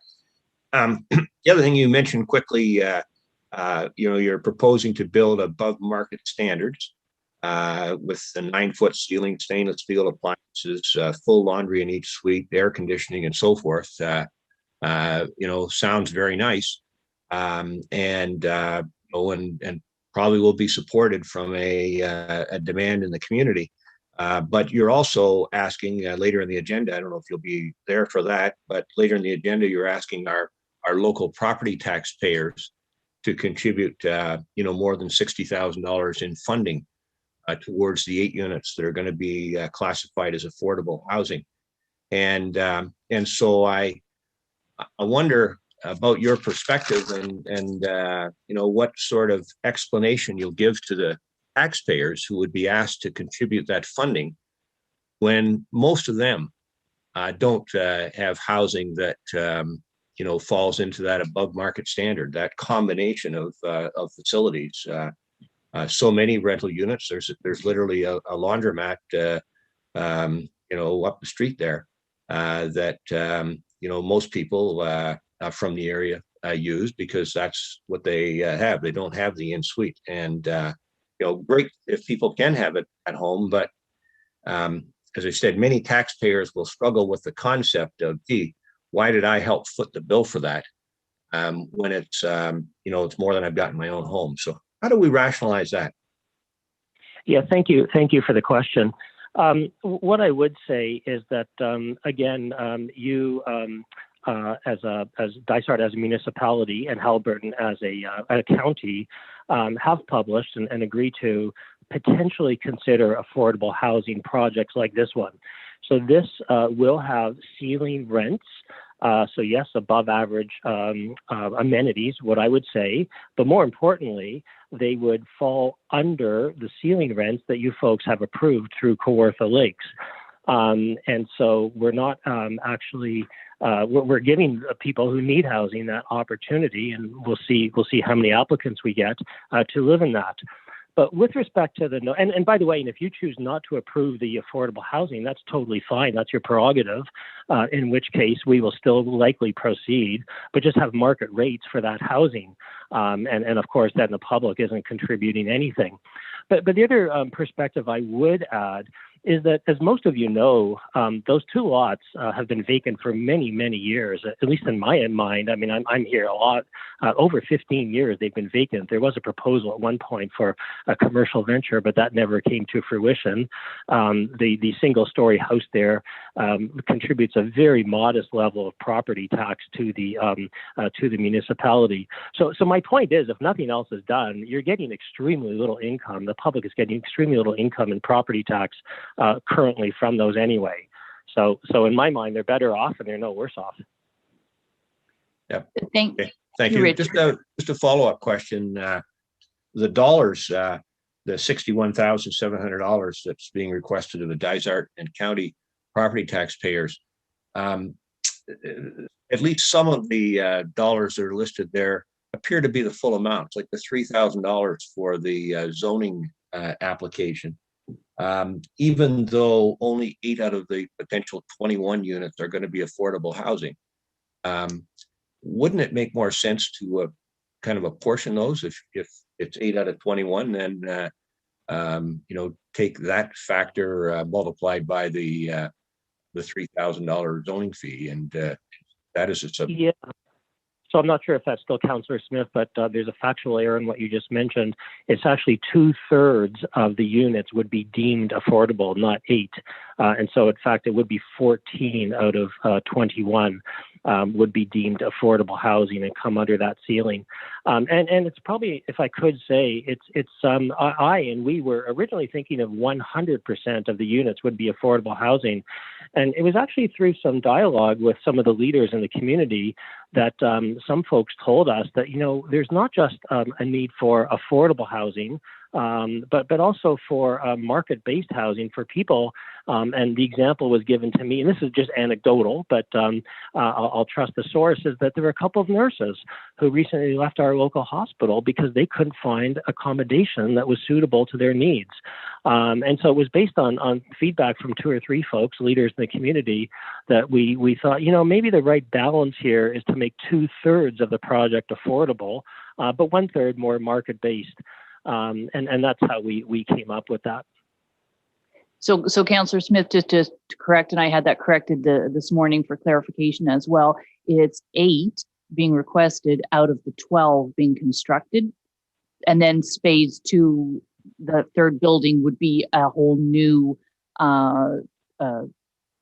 request for some of the things such as the ERUs, et cetera, farther down when that gets developed. Okay. I see. That's great. There I you go. appreciate clarification, because the report from the Kawartha Housing, that wasn't clear. Got it. That explains that, yeah. Okay. And so can you also tell us, like you said, they're looking for $61,700 from the local property taxpayers. What are the federal and provincial governments contributing to this initiative, this affordable housing initiative? So I personally, Mayor Roberts, don't have that information of whether you as a municipality get subsidized from either jurisdiction. What I can tell you is that if you folks do approve of this affordable housing designation and that funding, then some of the other federal agencies, specifically like CMHC, Canada Mortgage and Housing Corp., they then could kick in with things like financing. So for example, mortgage financing assistance, because of course they have affordable housing as an important objective of theirs. Now that's independent of your decision, but your decision would give them the, I'll say that not just justification, but just more credence, more validity as to the local support. But Mayor Roberts, I don't know, I don't have the information about whether you in turn get subsidized based on your decisions here. Yes, no, we don't, but I think you bring a very valid point when you discussed earlier. Currently, if we looked at the property taxation that we're receiving on that vacant land, which has been vacant as long as I remember, other than the one small dwelling that's currently there. Yes, it seems like a lot to request, and we'll debate that part a little bit later in the agenda today, but the ERU is probably the biggest chunk in terms of the capital connection cost, but there is no waiving of the annual fee. So right out of the gate in year 1 of full occupancy, there are 12 times $638, or that will be increased at the time gradually, going back into the annual fee just for the sewer connection alone. We know we have capacity for that, and as well as the taxation on the buildings themselves. So this is a new concept, having an actual affordable housing program, incentive program. Dysart has done this in the past, but it was on buildings through City of Kawartha Lakes. Where this is different is, and Richard, you're the first one out of the gate, is where we can have a private for-profit organization still qualify for the affordable housing target. And the key here is to keep a rent that is not over, I'm going to forget the amount. Is it 33% of your net income? So pardon me for misquoting, but it is that figure that is based on what, and as we said, we know those figures for our region, City of Kawartha Lakes, who's our housing provider, has those figures for us. And so to have a 1,500 square foot apartment with the amenities that it has to come in at that $1,500 rent, like you said, you will have hundreds of applications for that. And this is something we haven't seen before. So this is exactly for that. It's for private owners, private for-profit owners to get in on this program. And I think it's absolutely fantastic. Councillor Wood Roberts. Hi, thank you for your presentation. I just had a couple little questions.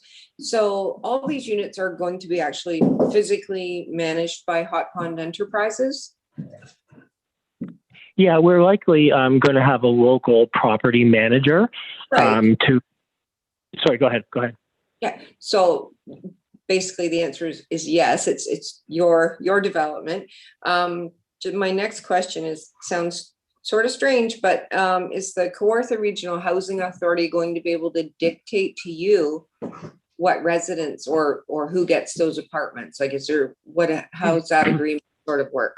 Yeah, if I understand the process correctly, it's a good question because I had it myself, is that they have a system whereby they take in a pool of people who qualify using some of the metrics like Mayor Roberts just mentioned. And they basically give us a pool of candidates who have, been approved by them, and then we would then interview. But my understanding is we are not allowed, if we qualify for this and you approve it, we are not allowed to just go to anyone in the marketplace and say, yes, you can live here. They need to be formally approved by Kawartha Lakes. And then from that pool of potential residents, we get to interview them and then make a final decision. Oh, okay. Well, that's great. Thank you very much. And thank you for working so hard on this development. And I really look forward to supporting that throughout your project. Richard, I had one last question, which was about accessibility. And are any of the units planned to be an accessible unit with 36-inch doorways and lower counters, accessible vanities in the bathroom, etc.? Yeah, the short answer is yes, and we actually have to by Ontario guidelines because there's 6 units each. So at least one unit in each will be accessible, wheelchair accessible specifically. And on the drawings that we might have submitted, hopefully we did, you'll see a wheelchair ramp both on the front and the back of the house. And some of you might know that the current tenant at 48 Maple is in fact wheelchair bound to a wheelchair. So she will have full access to that. So the answer is absolutely. In each of the 2 smaller buildings and in the larger building, I believe we have to put 2 in. Okay, well, thank you for that. So at this, Councillor Mckay, go ahead.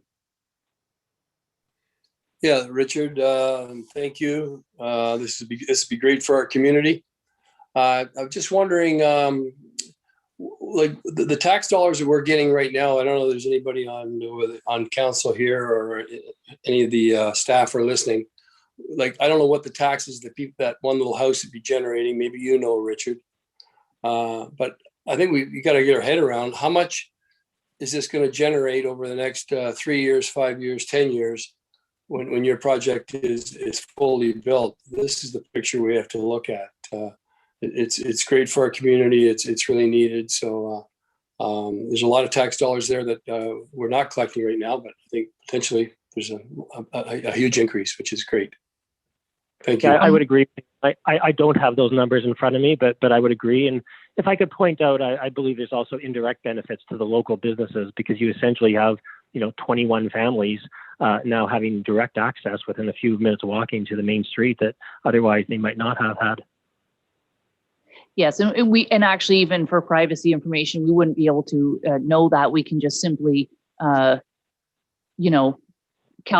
I think we can just ballpark it. Yeah, exactly. We could rough calculate. But I think tax dollars coming into the municipality is one thing. Knowing that 2 nurses don't have to move away and not work. I think Councillor Wood Roberts would attest to that, if that's an anecdotal story. And I believe I heard that as well. There's other people that cannot find accommodation here. So for both the affordable housing units, but equally for the market value apartments, it's just absolutely needed in our community.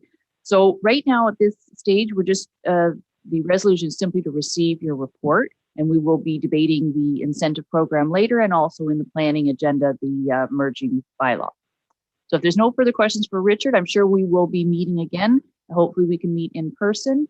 We'll be, site plans and all those other fun things and water agreements that'll come down the pipeline, so to speak.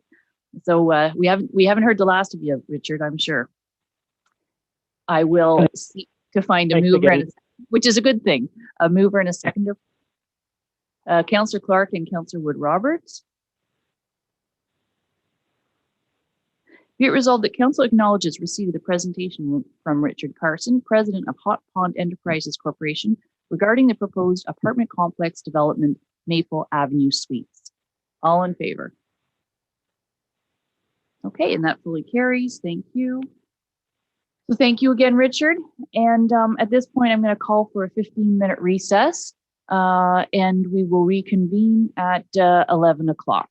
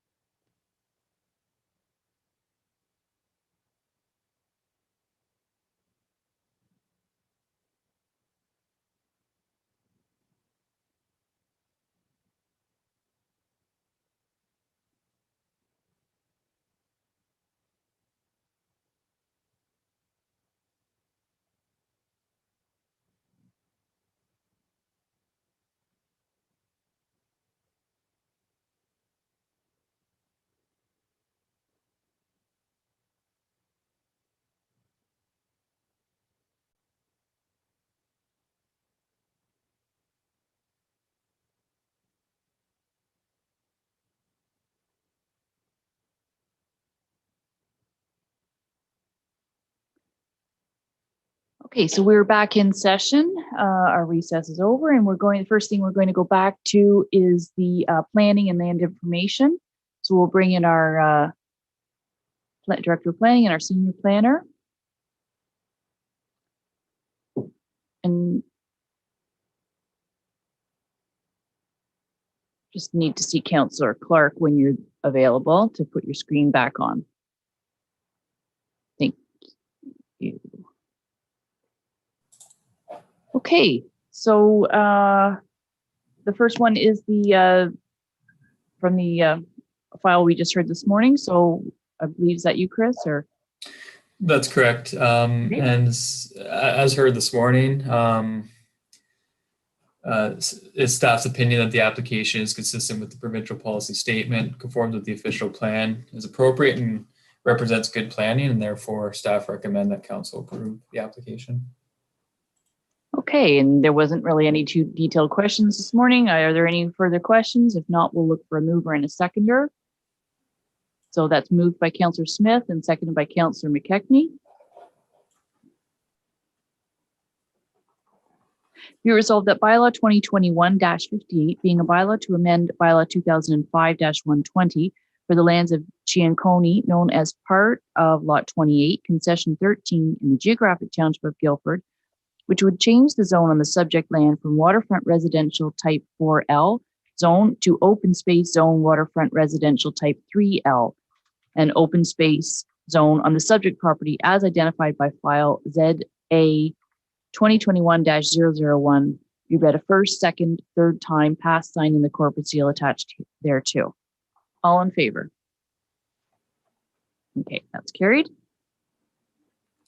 So next we have as we discussed with the hot pond. Yes, thank you, Madam Mayor, and good morning, everybody. Yes, as mentioned, this file relates to the delegation from Mr. Carson this morning. Hot Pond Enterprises Corporation own what appears to be 5 lots on Maple Avenue in the village of Halliburton. Mr. Carson, during his delegation this morning, outlined a proposal to develop 21 medium density dwelling units on the subject lands. To accommodate the proposal, they would like to merge the 5 lots so that they can be used as one lot for development purposes. And that, in essence, is the reason for this deeming bylaw. Deeming bylaw 2021-59 will allow lot 6 on block T on plan 1, which is an entire lot on a plan of subdivision, to merge and title with part lot 12, block T, plan 1, so that they can be used as one lot for development purposes. Staff recommend approval of the bylaw, and if there's any questions, I'm happy to answer them. Okay, any questions? I think it's great that the driveway's at the back and that the buildings face the street and all the parking is in behind instead of in front. So if there's no further questions, then we'll just look for a mover and a seconder. Councillor Smith, seconded by Councillor Wood Roberts. Be it resolved that bylaw 2021-59, which is a bylaw to deem lot 6, block T, registered plan 1 in the geographic township of Dysart, not to be within a plan of subdivision for the purpose of section 50-3 of the Planning Act RSO 1990, as amended, be read a first, second, and third time, pass sign, and the corporate seal attached thereto. This bylaw is intended to allow lot 6, block T, plan 1 to merge in title with part lot 12, block T, plan 1, so that they can be used as one lot for development purposes. All in favor? Okay, and that's carried. Great.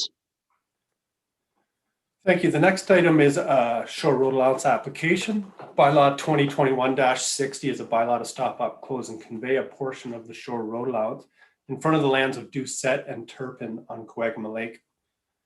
Bylaw 2021-61 is a bylaw to deem lot 13, registered plan 19M-2 in the township of Havelock not to be within a plan of subdivision. This bylaw is intended to allow the subject lands to merge with the shore road allowance in front of the property. The notice and circulation requirements for the application are complete and we've received no concerns.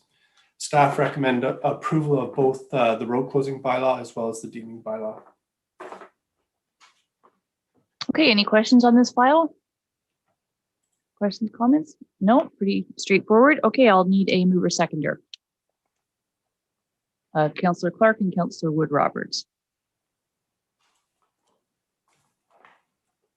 Be it resolved that bylaw 2021-60, which is a bylaw to stop, up, close, and convey a portion of the original shore road allowance in front of Lot 8, Concession 13 in the geographic township of Havelock, be read a first, second, and third time, passed, signed, and the corporate seal attached thereto.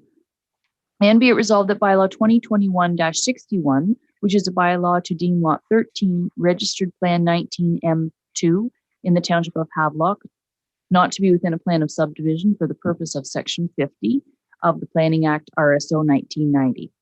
Be amended, as amended rather, be read a first, second, and third time, passed, signed, and the corporate seal attached thereto. This bylaw is intended to allow Lot 13, Registered Plan 19M2 to merge with the road allowance, which has been closed and conveyed pursuant to bylaw 2021-60. It's a mouthful. All in favor? And that's carried. Make my eyes go cross there. All right. Wilk. Yes, thank you.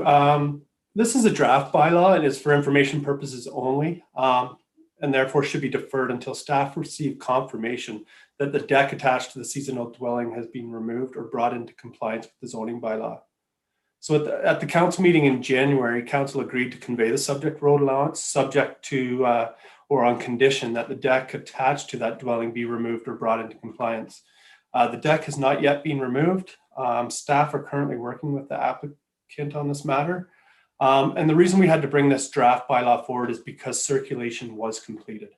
So given that we provided notice to neighboring property owners and other entities, we had to bring the draft bylaw forward. Staff recommend the bylaw be deferred until the deck is removed or brought into compliance with the zoning bylaw.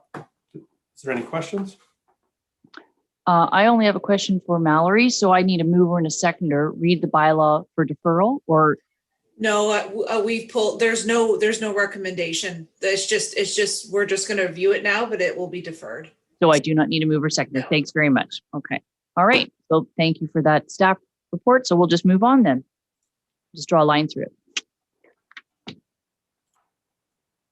Okay. The next one was Lands of Overstrom.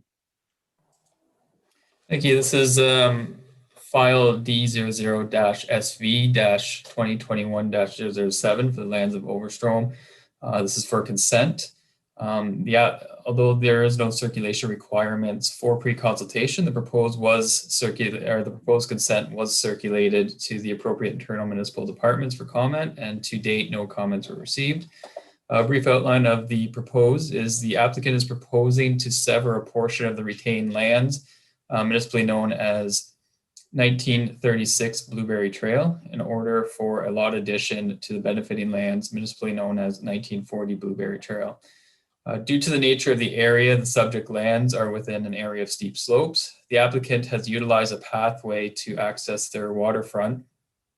This pathway, together with an existing parking area at the rear of the property, encroaches onto the neighboring lot, which is located at 1936 Blueberry Trail. The application for a lot addition is to resolve this encroachment. No new lots will be created and no new development is being proposed. Brief description of the property is the subject lands are waterfront residential and front onto Drag Lake, which is a trout lake that is not at capacity. The retained and benefiting properties are developed with a single dwelling, private cabins, dock, and accessory buildings. And again, no new lots or development is being proposed as part of this application. It is the opinion that with the implementation of the proposed conditions, the proposed as submitted will be consistent with the provincial policy statement and generally conform with the municipality's official plan. Therefore, staff recommend that council support the general principle of the consent application as submitted, subject to the recommended conditions and comments received through the public review process. And if there's any questions, I'm happy to answer. Okay, any questions to Chris on this file? Chris, does this happen from an example, like maybe somebody's going to sell and they want lot lines defined, or obviously this is common where somebody thinks the lot line is here and it actually isn't, and then they've got a path that and other things that are look at that, it's not on my property. I'm just curious how, these things come to pass, and really goes to show you need a proper survey and stakes, where your lot lines are. Yeah, we see this occasionally, or sometimes even it's common, and it may this one seems to be from years of the neighboring property using this area to park their vehicle and to access the waterfront. And as mentioned, due to the steep slopes, that was sort of the best areas that they had it. Maybe back in the day, the two neighbors, had that sort of handshake agreement, but this is just to rectify an encroachment that for future, people that may purchase a property, it just rectifies that issue. Councillor Clark? Yes, Chris, it shows that there's a building down by the water. Does that belong to the applicant who's seeking to add the piece onto their property? So there is a condition in there that they'll have to bring into compliance based on the plan that was provided to us. They'll have to bring the marine facility into compliance with the zoning bylaw. So that's one of the conditions that is added in there. So they'll have to make sure that if the marine facility is with one of the properties, that it has to meet the proper setbacks and everything anyways. Okay, thank you. Okay, thank you for that. Yeah, there's 6 conditions there. Okay, no further questions. I'll get a mover and a seconder. Councillor Clark and Councillor Smith. Be it resolved that council support the general principle of this consent proposal for file number D00-SV 2021-007 on concession 8, part lot 6, plan 621, lot 15, and concession 8, part lot 6, plan 621, lot 16 in the geographic township of Dudley, municipality of Dysart et al., for a lot addition to the benefiting lands, subject to the following conditions and the comments received through the public review process. Number 1, the registered landowner is to submit a deeming bylaw application to the municipality of Dysart et al. For the subject lands. Number 2, subject to a zoning bylaw amendment to the satisfaction of the municipality of Dysart et al. For the reduced lot frontage and area of the proposed retained lands. Number 3, marine facilities shall be brought into compliance with the zoning bylaw 2005-120. And number 4, the registered owners to pay any outstanding taxes. Number 5, subject to payment of all administration fees owed to the municipality. And finally, number 6, prior to endorsement of the deeds, the Land Division Committee is to receive a clearance letter from the municipality confirming that conditions 1 through 5 have been fulfilled. The applicant is to make a request to the municipality for said letter. All in favor? Okay, carried. Thanks. And that concludes planning for this month. For now. Yes, thank you. Okay. Thank you, Chris. Thanks, Jeff. Okay, so we're moving right along. We'll go into administration, and we received a letter to council to see if we wanted to participate in any way in the Minden Pride, and their sub logo is now in the Halliburton Highlands. I'm not sure what other municipalities are doing, but I did speak to the chairperson, Alan. I spoke with him yesterday about what sort of things that we could do. He does list a few things in his letter, and one is to attend the flag raising at the Minden Hills Municipal Office, which I am able to do on the 23rd.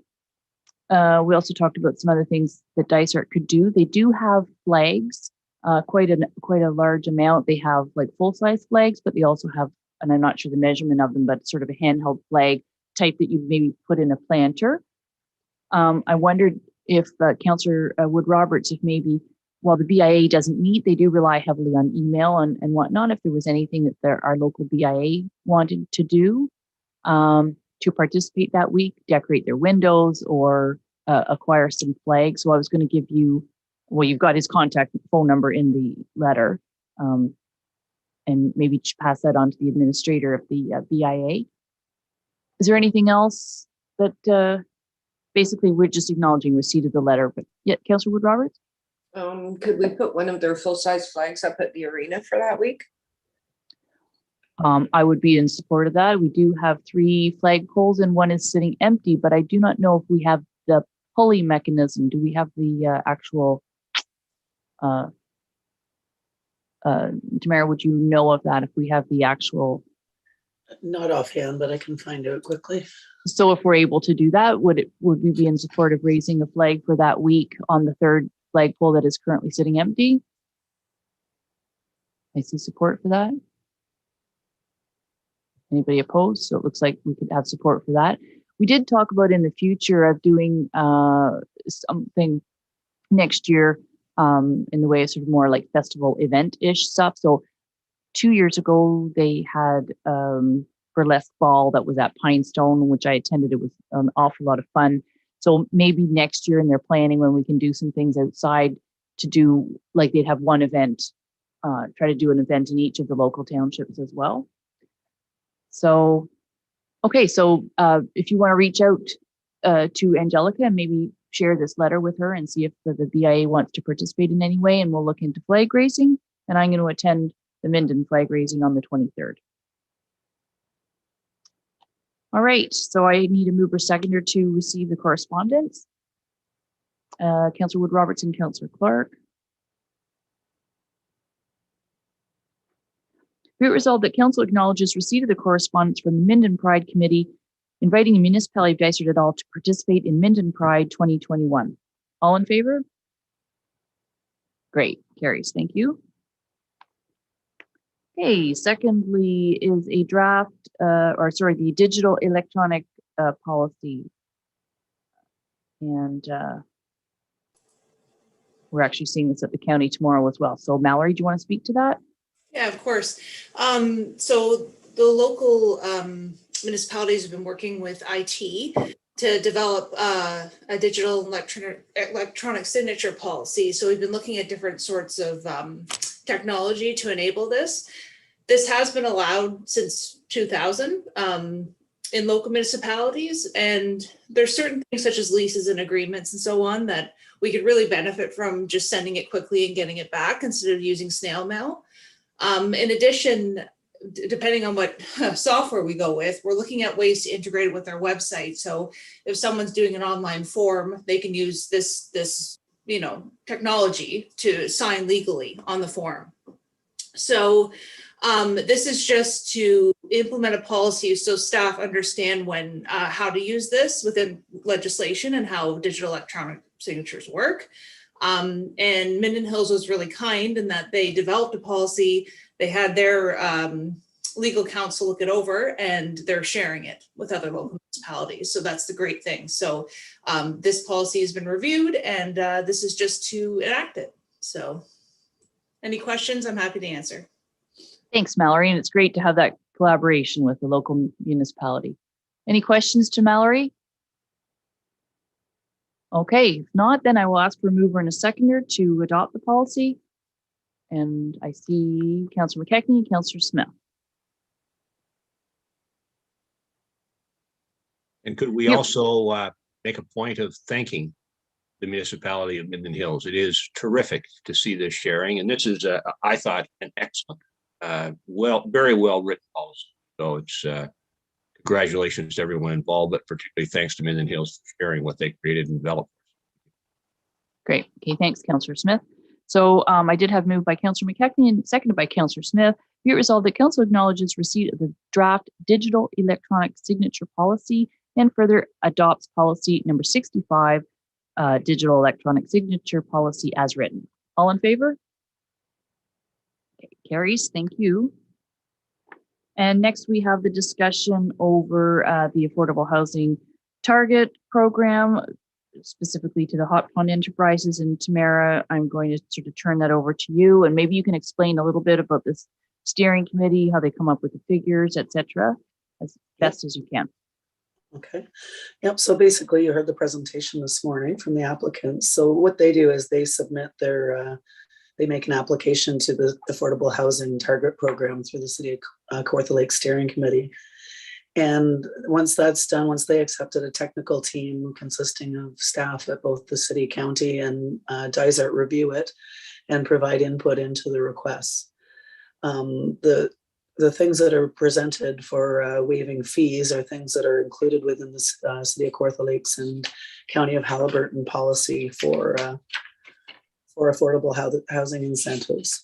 as well as our official plan, section 4.3.2 speaks to providing relief from municipal permits and approval fees for affordable housing. The one question that the fees are outlined here in the table, but basically for this phase of development, which is the 12 units, 8 of them are affordable. So they're asking for, from Dysart, for the sewer connections, they're asking for that to be waived in the amount of 37,600. That's representative of 8 ERUs for this stage. And the other fees total up to 13,800. The county fees, they're estimated at 10,300. So that's a $61,700 incentive total as per the report. One comment that was mentioned earlier was perhaps prorating the application fees to represent the 2/3 of the affordable housing rather than the full amount for those fees. So based on the 13,800, that would bring that amount down to 9,199.08. If that's something council wants to consider going back with instead. So you've got a $4,000 difference overall on the entire project on those incentives by applying that prorating. Other than that, I think it's all in the report. If there's any questions you'd like to ask, I can certainly answer them. As they did note that there will be these, the sewer connections will result in annual ERU charges coming back through, as well as increased taxes to help offset overall. But as we know, that's operating costs as well. So it's not just going in the bank. But pleased to answer any questions. I didn't prepare the report. It's prepared by the steering committee. I'm just presenting. Yeah, it was prepared by a steering committee, but but then determined that the CAOs have to speak to it. So, you know, a little challenging for Tamara, but she's familiar. And like I said, this is the first time we've sort of seen these formal agreements, and the first time that we've seen it with a private for-profit enterprise that is still wanting to create 2/3 of affordable housing. So a couple things I just want to mention is that we did set aside $10,000 in our 2020 budget specifically for economic development. And I think we tagged that even as housing. I can confirm with Barbara. So that in the event that we ask to be waive some fees, I realize $10,000 isn't that much, but by the time actual construction takes place and gets going, we can review if we want to make a contribution into our next year's budget towards this. Waiving the sewer fee is a bit of a misnomer.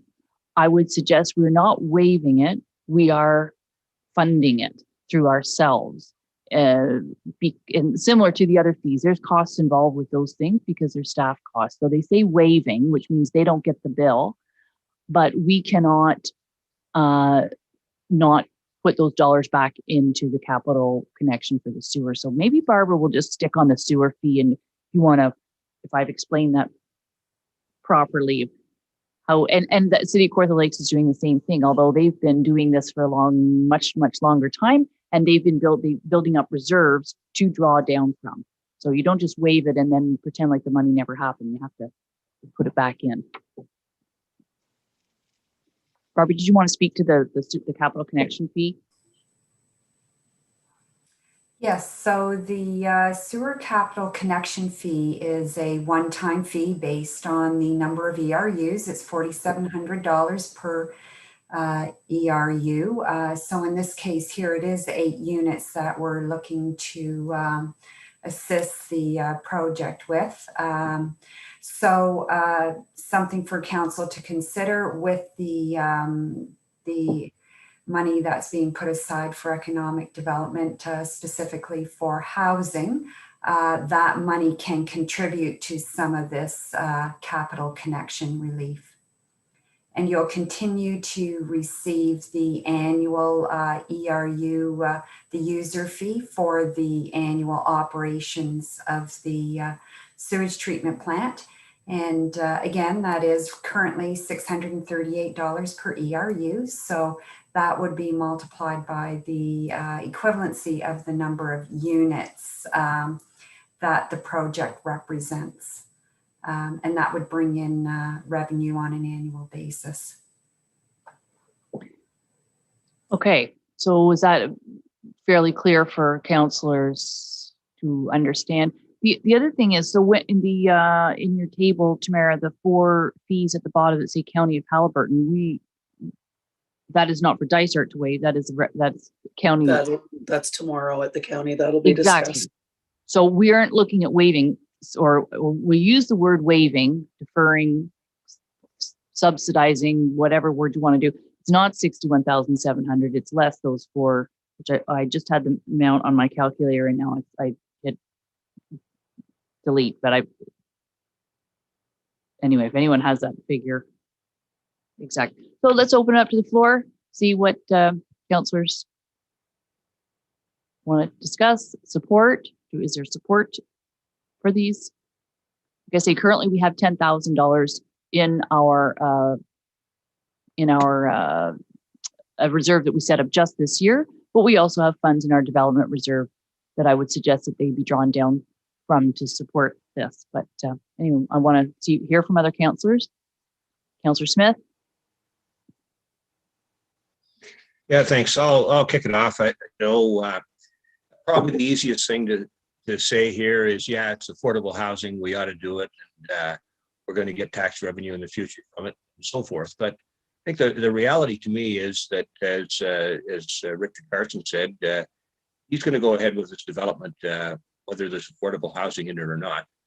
And you know, when he creates this new housing, some of the people who move into it are likely in other housing right now. As the laws of economics work, supply and demand, an increased supply here of 21 units is going to make maybe some market average housing available for people who need more affordable housing. Asking you know, seniors that are getting by in a pension and just getting by, or young people who can barely make ends meet, to subsidize housing for others, and housing for others is being built at such a high standard, to me is troubling. You know, if we're really looking here, if Richard was really looking at an approach to bring down the costs, he could eliminate the ensuite laundry. I could eliminate the 9-foot ceilings, the air conditioning units.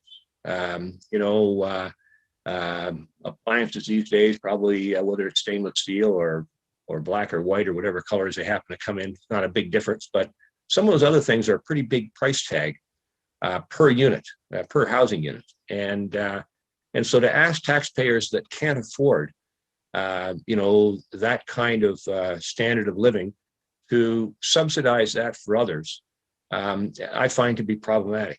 And as a result, you know, I prefer that this development go ahead, you know, and be done on the basis that it's new housing, it's good for everyone, and yeah, it's going to provide tax revenue in the future.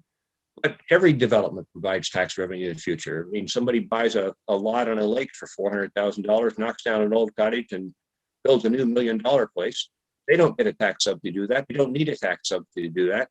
And in the result, we get a lot more tax revenue, but we also get the permit fees along the way. And we don't waive things that are actually going to cost us out of pocket. So there's, you know, you can debate here what the exact amount's going to turn out to be, but it's $50,000. It's 0.5% being added to the tax bill for those that are going to have to bear that. And not everybody will notice 0.5%, but to some people, it'll be the difference between an important part of their life. And as a result, I think we should have this development go ahead, but do it without the affordable housing component. People coming for affordable housing won't even all be from Dysart. Once this is approved, you know, the folks from Kawartha Lakes will, you know, give Mr. Carson a list of prospective tenants. They could be from outside. They could all be from outside Dysart for all we know. And so again, it's a reason not to go ahead and approve this way. So there's a kick it off. Anyway, thank you. Yep. I'd like to hear from some other councillors. Councillor Clark. Yeah. I think what we need to be supporting Mr. Carson's application and applaud him for the fact that he is building high-end units for people who will come under the benefit of an affordable housing. And he's talking about seniors and students who are in need. these are going to make up 2/3 of the membership or the participation in that unit. And it's great that they're going to be living in a very nice unit. So I think for us to encourage public-private initiatives such as this, I don't think we should be we should be cutting out the opportunity for doing an affordable housing piece. I do have reservations that the list is comprised of people from outside of Halliburton County, and there's no way around that. But we have got some other initiatives in the county that with the Places for People, for example, that don't have those same restrictions and are moving forward. We've got a massive housing shortage, and as Councillor Smith has identified, the price of properties and that up here has just skyrocketed. But that's also translated to the fact that people who work the service industries and enable this community to operate can no longer live here. So I think we have to, as a council, step up and say, yeah, we are supporting the people that enable this community to operate. So I applaud Mr. Carson's application or Mr. Carson's initiative. And I think we should step up and participate to some extent because of the housing being probably the most urgent or the most significant challenge we have right now as a community. Thank you. Okay, thank you, Councillor Clark. I see Councillor McKechnie next. Go ahead. Yeah, I agree with everything that Larry just said, Councillor Larry. And who are we to say forget about affordable housing or who the people are coming in? That's not our choice. We're supposed to provide this. All we have heard over the last number of years that I've been on council, we need more affordable housing. Mr. Carson's come in with a great project, and contrary to what somebody thinks, it is going to create some more tax dollars down the road. Sometimes you have to spend a bit to get a little bit more. This is a full-blown great project, and we should definitely endorse it because it's going to fix some affordable housing issues that we already have, and we need more.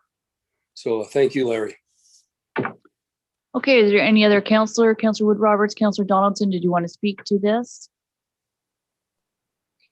Just a comment back to Councillor Smith. That's why I asked the question of Mr. Carson about would he have any say in who came into his building per se. And they will supply him with a list, and surely to goodness, there's going to be some people from Halliburton County on that list. Okay, and Councillor Donaldson, did you have any, want to support, any comments? Yeah, I'm all for the affordable housing. So I mean, it's desperately needed. So I'm agreeable to that. Some of your comments, Councillor Smith, in terms of stainless steel appliances. When it comes down to crunch, and he's actually constructing and building, that may or may not happen. 9-foot ceilings are wonderful. If I could build my house again, I would have 9-foot ceilings. Living on a 3rd floor of an apartment without air conditioning in the climate that we live in here in Halliburton County would be almost inhumane. I don't care what you're paying in rent. I couldn't imagine in a big building like that being on the 3rd story and not having air conditioning. So that would be almost a must. So we do have a resolution to receive and support. Just a minute. Yep, so it's to support those, we'll call it waiving of the fees, and we can work through our budget next year. But do I see a mover and a seconder? So Councillor Clark? Well, just before we do the motion. Yes. What fees are we waiving? Are we waiving them in their entirety? Or are we waiving them based on the proportion of the units that turn out to actually be designated affordable housing? So even yourself, right now it's waiving them in the entirety. And because I believe, Tamara, you said the difference because clearly the ERU is prorated, but the other ones are not. And so I think the difference was less than $4,000. Yeah, it was 13,800 versus 9,199. But you can't count all of that because some of those are with the county. So no, if that's our fees. That's ours. That's Dysart. So yeah, you're right. It's less than $4,000. Correct. So I'm sorry, when you spoke, Councillor Smith, I thought you were not in favor of anything. So there wasn't a modification proposal. My Well, I'm not, understanding. I'm not personally supporting, but if you're going to vote on it, I'd at least like to think that it's clear to councillors that they're really supporting the entire waiver from like a zoning application or the, the building permit. Are we leading the whole thing, even though only a portion of the housing is going to be affordable? So I will look to other councillors. Keep in mind, and I can't be chairing a meeting and doing any math calculation quickly. So it is of items on our agenda here. Items. I don't know, Barbara or Tamara, is that the correct amount? 3,900, 1,200, 8,500, and 200 adds up to. Those are the full amounts. Yeah, those are the full amounts in there. If you wanted to change it, like, if you're looking at the full amounts, you can leave it as it is. If you want to prorate it, we can adjust the wording to make it 2/3 of the fees, but not the ERUs. I will look to the rest of council. I will.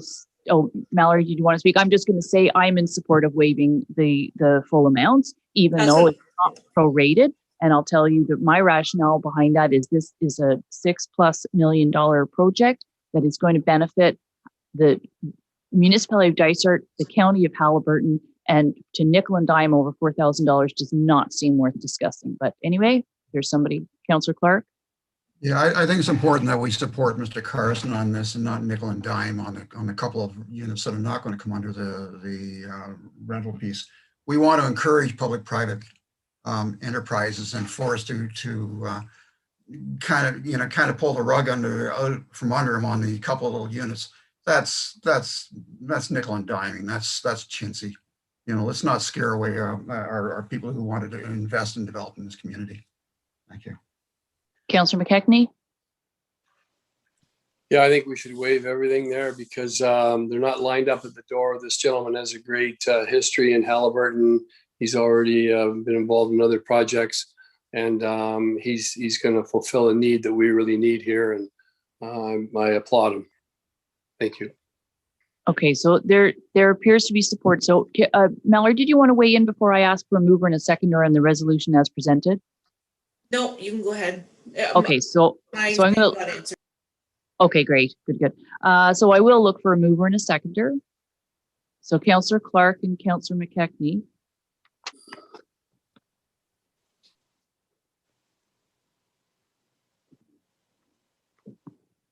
Councillor Smith, do you want a recorded vote?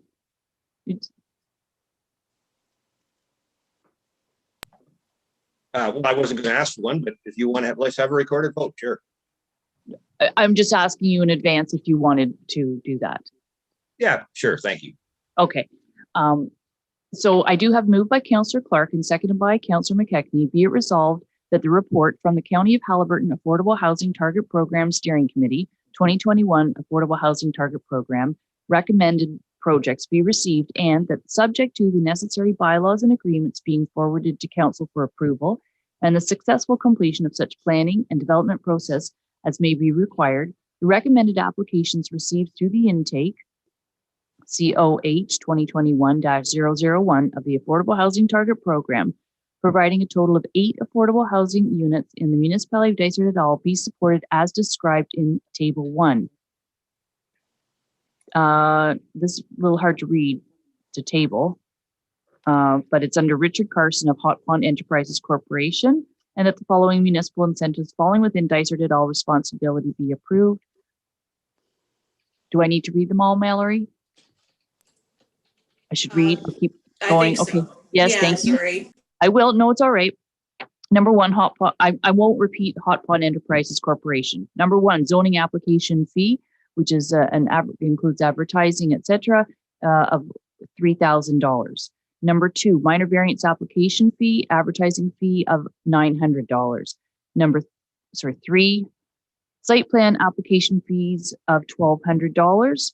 Number 4, building permit fee of $8,500. Number 5, water and sewer connection.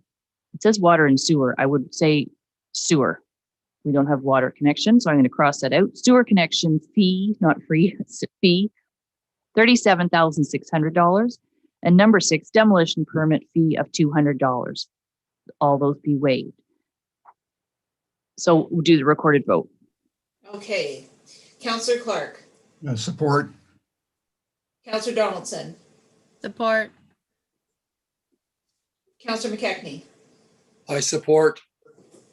Counselor Smith, No, opposed. Counselor Wood Roberts, Support. and Mayor Roberts. And yes, so that carries. Okay, good discussion. Thank you for that.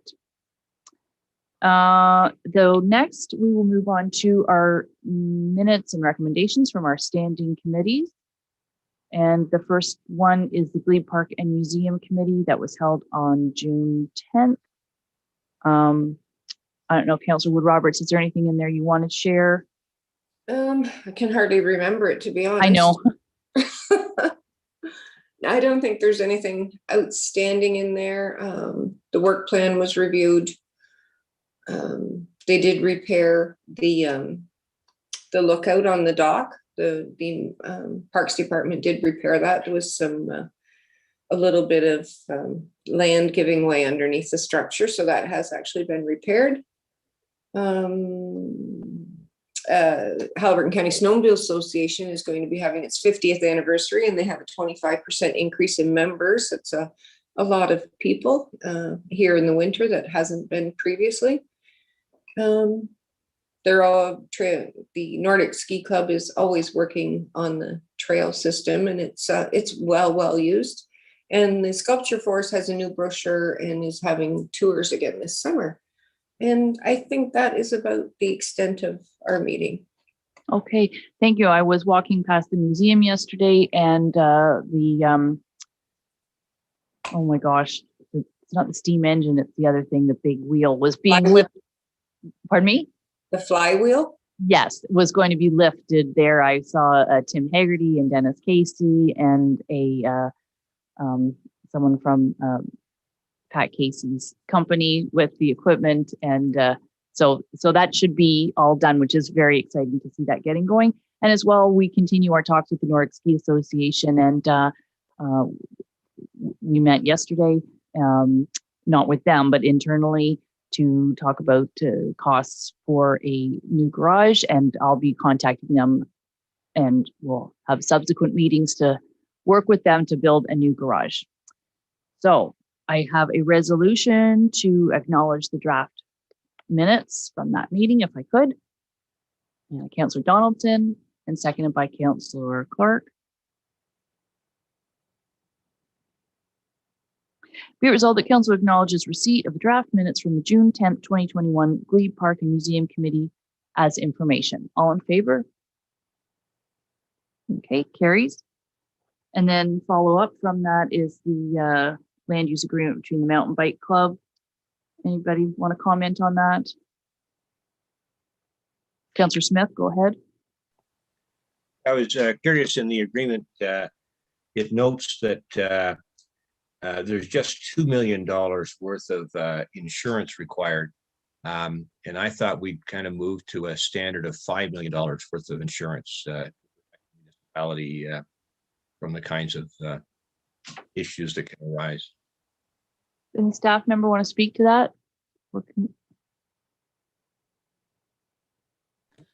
I don't think anything's been written in stone with the value. We have had some flexibility depending on the risk evaluation and so forth with the different groups, because the impact of the cost increase of the extra coverage sometimes puts them out of the opportunity to provide these services. But at this point, if you want us to go back and ask for more, we can do that.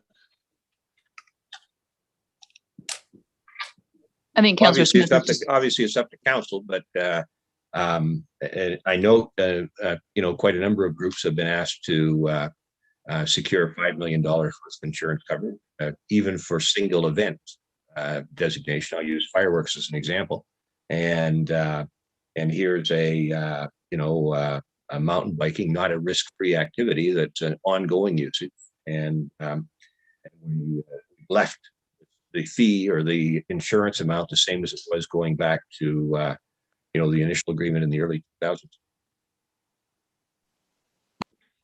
Just as a general risk note, sometimes we look at things like we've never had an insurance claim, touch wood, on those kind of activities. They're generally more one-offs, like someone twisting an ankle on a sidewalk, more than when people go into that kind of risky activity, they quite often know what they're getting into. So I think they're less likely, take more responsibility for their own accidents, and touch wood, we keep going that way, but that could be part of why we haven't pushed the 5 million on that group. Tamara, is there any, I'm sorry, I'm quickly reviewing it, and there may have been, there's not an end, is there an end date to the agreement? I haven't been working on it, so I'd have to look through it in more detail. I haven't not been privy to this agreement. Mallory, go ahead. So there's no end date. It says this agreement can be terminated by either party with 3 months notice of cancellation, but it doesn't specify an end date. So that's what I read in there. So perhaps with Councillor Smith's comments, I would suggest if we can pass this today to have an agreement in place, and then that could be something that we could put on our radar.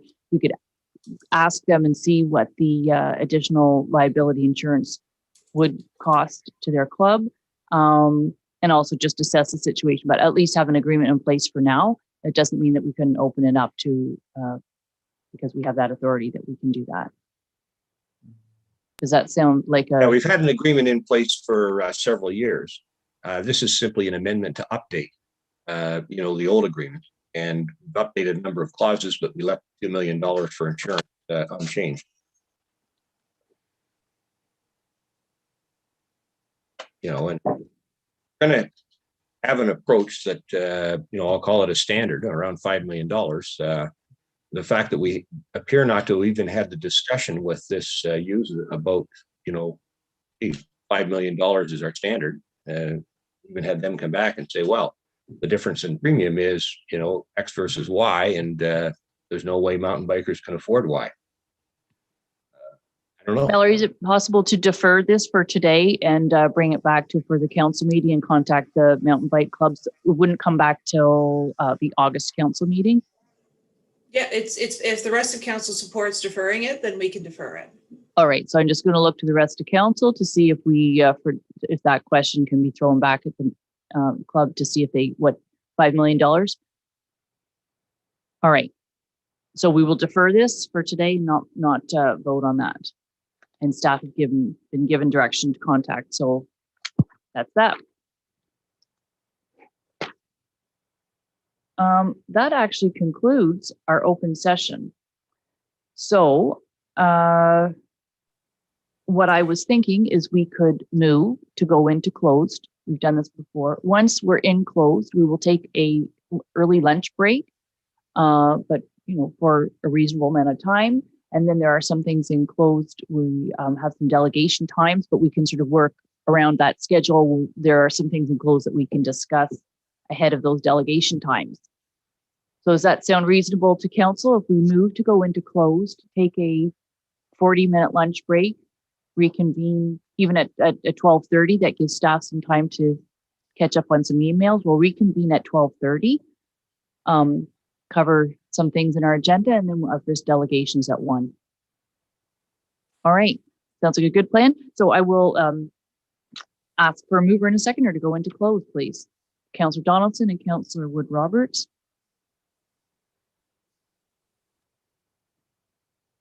Be it resolved that council adjourn its regular meeting at 11:50 a.m.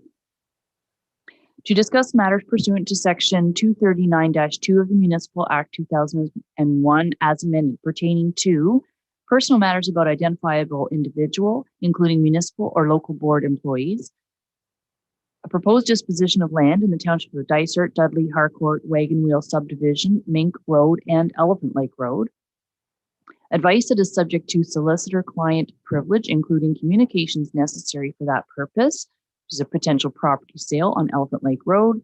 And finally, a trade secret or scientific, technical, commercial, or financial or labor relations information supplied in confidence to the municipality or local board, which, if disclosed, could be reasonably be expected to prejudice significantly the competitive position or interfere significantly with the contractual or other negotiations of a person, group of persons, or organization. Preliminary development proposal in the geographic township of Dysart. All in favor? That is carried. So we're now in closed session. If you can get back to your computers just before 12:30, we'll begin the closed session then. Thank you very much.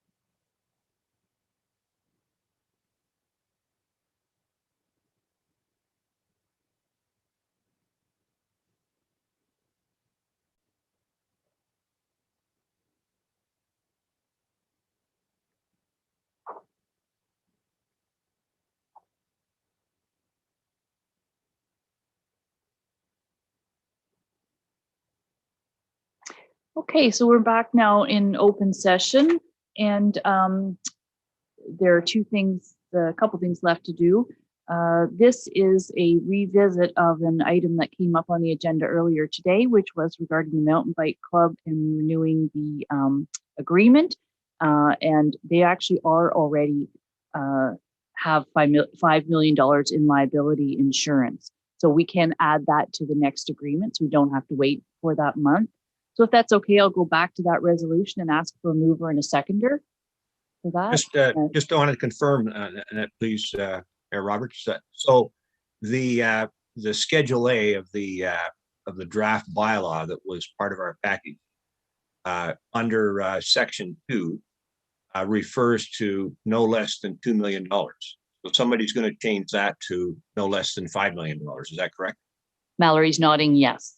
Okay, thank you. I'm happy to move. Thank you. And so you'll move that, and we can easily change that because they're actually already supplying $5 million. So we don't have to go back and ask them, is that going to cost them so much more? So Councillor Smith has moved that, and a seconder, please. Councillor Wood Roberts. Be it resolved that Council approves the recommendation from the Glebe Park and Museum Committee to amend land use agreement between Dysart et al. And the Halliburton Mountain Bike Club for lots 11 and 12, concession 10, Township of Dysart, and the road allowance between lots 12, 13, and 14, concessions 9, and lots 12, 13, and 14, concession 10 in the Township of Dysart, and further approves the draft agreement as amended to require $5 million liability insurance with the municipality listed as additional insured, and further directs staff to bring forward a bylaw to authorize the execution of the amended agreement to the next council meeting for adoption. All in favor? Great. So that's carried. That was housekeeping from before, but there is a report from closed session. And in closed session, we received a request from our deputy mayor for a medical leave. And so that puts us in a situation where we have a temporary vacancy at county council. And so we have the authority through the Municipal Act to appoint from within to fill that temporary vacancy. And what we do is I'm going to poll the members of council and see if there's anyone interested in serving in that position. Again, the leave is requested to December 31st. Keep in mind that it's temporary. Keep in mind that he could come back in October or November, and then the person who's appointed temporarily will be back to their regular role. So I'm going to look to the floor to see if there's anybody interested and speak to why they're interested, and we will have some discussion on that. So Councillor McKechnie, you just go off mute. Yes, thank you. Yeah, I'd be interested in sitting in for Pat temporarily. Okay, and are there further anyone else that would like to serve in that role? So seeing Councillor Smith. Yeah, thank you.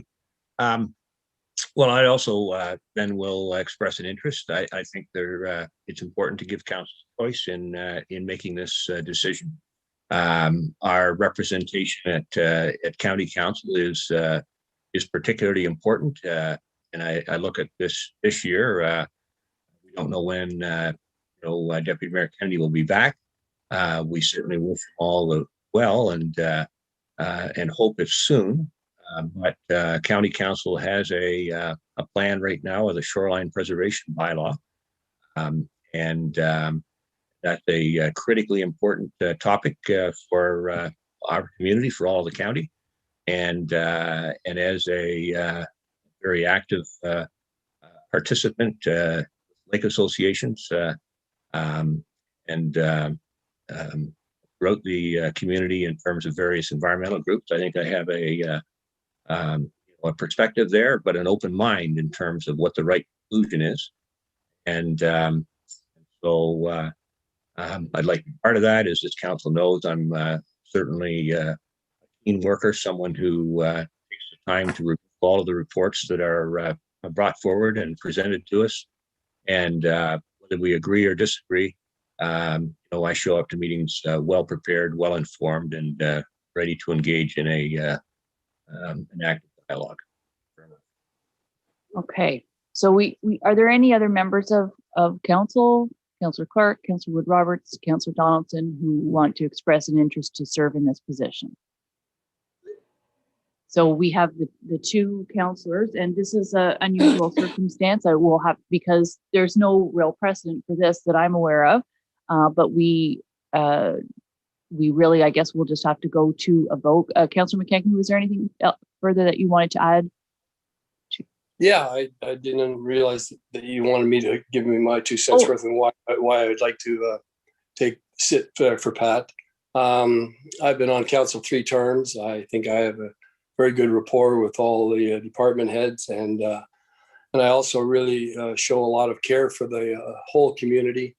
And I'm very proud of the county of Halliburton and the municipality of Dysart. And I think that's credit to me being on council for 3 terms there. People know that. So they'll know that I will speak for them all. And I too have a great rapport with lake associations and definitely care about the environment. Especially I'm a lakefront property owner myself. So be an honor to sit there temporarily for Pat. Thank you. Well, thank you both for expressing an interest. And I think any one of you Dysart councillors, I've worked with you now long enough to know anyone could do it. As Councillor Smith said, we hope that it's shorter rather than longer. That's our hope, but we do owe it to Dysart to make sure that we have proper representation at the county, and that I'm not there at meetings by myself in the event that what if I couldn't be at a meeting as well. So I see no other way than to deal with it than with a show of hands for support. So maybe awkward, but this is what we have to do. We don't have the ability to do a secret ballot or a vote or secret vote. So for Councillor McKechnie, who put his hand up first, I believe, I will see if there is support to have Councillor McKechnie be the temporary position of deputy mayor. Okay, so that carries. So thank you to both of you for putting your names forward. I appreciate that, and we will contact the clerk at the county and go forward from there. There is another position that Councillor or Deputy Mayor Kennedy filled, which was the Personnel and Administration Committee representative. And I would look to see if there's anyone interested in serving on the Personnel and Administration Committee. Councillor Wood Roberts. Actually, Councillor Wood Roberts, you were on that committee prior to, and then we had to change things due to. Yeah, I changed because there was potential conflict of interest, so I stepped back at that point. But I thoroughly enjoyed it. Okay. Would like to commit to that again. Is there anyone else that wants to serve on that? Okay, so thank you very much for stepping forward again in that temporary position. And so I do have a resolution, which I then need a mover and a seconder, which would appoint Deputy or Councillor Mckay in the position and Councillor Wood Roberts in the position. So I would need a mover and a seconder for that. Councillor Clark, and the seconded by Councillor Donaldson. Be it resolved that council authorizes Deputy Mayor Patrick Kennedy to be absent from Dysart et al. Council and committee meetings due to medical leave until December 31st, 2021. And further that Deputy Mayor Patrick Kennedy continue to receive regular council salary and personal health spending account during the period of approved medical leave.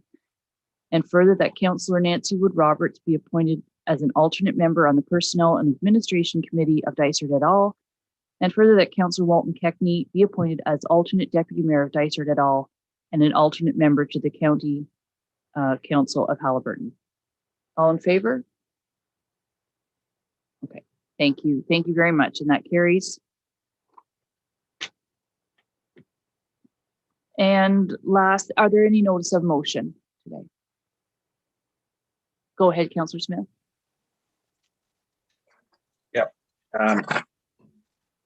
I'd like to provide notice of a motion to direct staff to acquire and install at the Head Lake public boat launch and docks a sign warning boaters of the infestation of the Eurasian water milfoil in Head Lake and the precautions that must be taken to avoid spreading this very nasty invasive species to other lakes. And just by way of background, you'll recall a few months ago now, the Dragon Spruce Lake Association made a presentation to council, alerted us to the fact that this invasive species is in Head Lake. Had further confirmation of that since then, and although there was discussion at the time of the Drag Lake Association presentation, at least as of a couple of days ago, there still is no signage there. And it's of considerable concern because that boat launch is used so actively. And as this thing spreads, it's as Drag Lake is learning, or Spruce Lake Group is learning, getting rid of it once it's in a lake is almost impossible. And even with a hugely costly effort that they're engaged in. And so I think we need to make it very explicit to anybody who's putting a boat in that location. Unless they take extreme precautions, they're going to be taking this thing to any other lake they take their boat. Okay, thank you for that. So you've moved. Now, Mallory, just turn to you. If I get a seconder, then does that come back to council for discussion, or can we? I could provide an update on that. We're currently working with the Drag Lake people to come up with the wording and the exact locations for the pilot. And once we get that wording done, we have to bring back a report in terms of future budgeting and assistance for that program, so we can include the same costing and signage for the Head Lake dock. And I'm not sure what other locations in the municipality as well. That's been one of the slowdowns a little bit on this, is because it's one lake that's asked, but it's a much broader issue. So we've been trying to talk to different agencies in the county and find out if anybody else is working on it, so that we can keep as much coordinated effort and not doing something that others are supposed to be doing. But we're definitely working on it and communicating with them right now, and can bring back those prices and summary along with that for Head Lake as well. Okay, I don't recall from when they were here if I thought we did say that we would do something at Head Lake already. So not that, John, your notice of motion is important, but I thought really this is a matter of staff following up, that we already had that as direction. Staff just for different reasons, one being a staff shortage currently, that hasn't happened. So well, it's just the urgency that frustrates me, that there are boats in and out of there every day, and people aren't being warned of the high degree of risk. And consequently, it's being spread. We're soon going to have it in every lake in our community. Okay, so I'm not sure if we need a notice of motion or just a request to follow up with staff of motions that were already made and follow up. And Valerie, can you help me out here? Do you remember what that was way back when they came? I don't recall the Head Lake Park discussion, but we can, like I said, we can certainly bring it And forward. if we're already planning to install in Head Lake, is there a problem with passing a resolution that directs staff to install? Not at all. So then I'll seek to a second. I couldn't remember the resolution from when. And I'll, for Councillor Smith, I'll confirm the wording and I'll read something to you and tell me if you want anything added, okay? Well, I'll do that right now. Is that all right? Yes, please. And then I'll look for a seconder.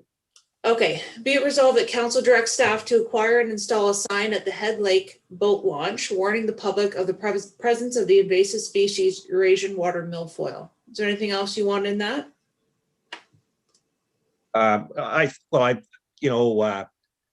Experts ought to design the wording of the sign, but I think we need to warn people of the significant precautions they need to take. This isn't just wait a day and put your boat in somewhere else, or stick a garden hose on it and hope you wash it off.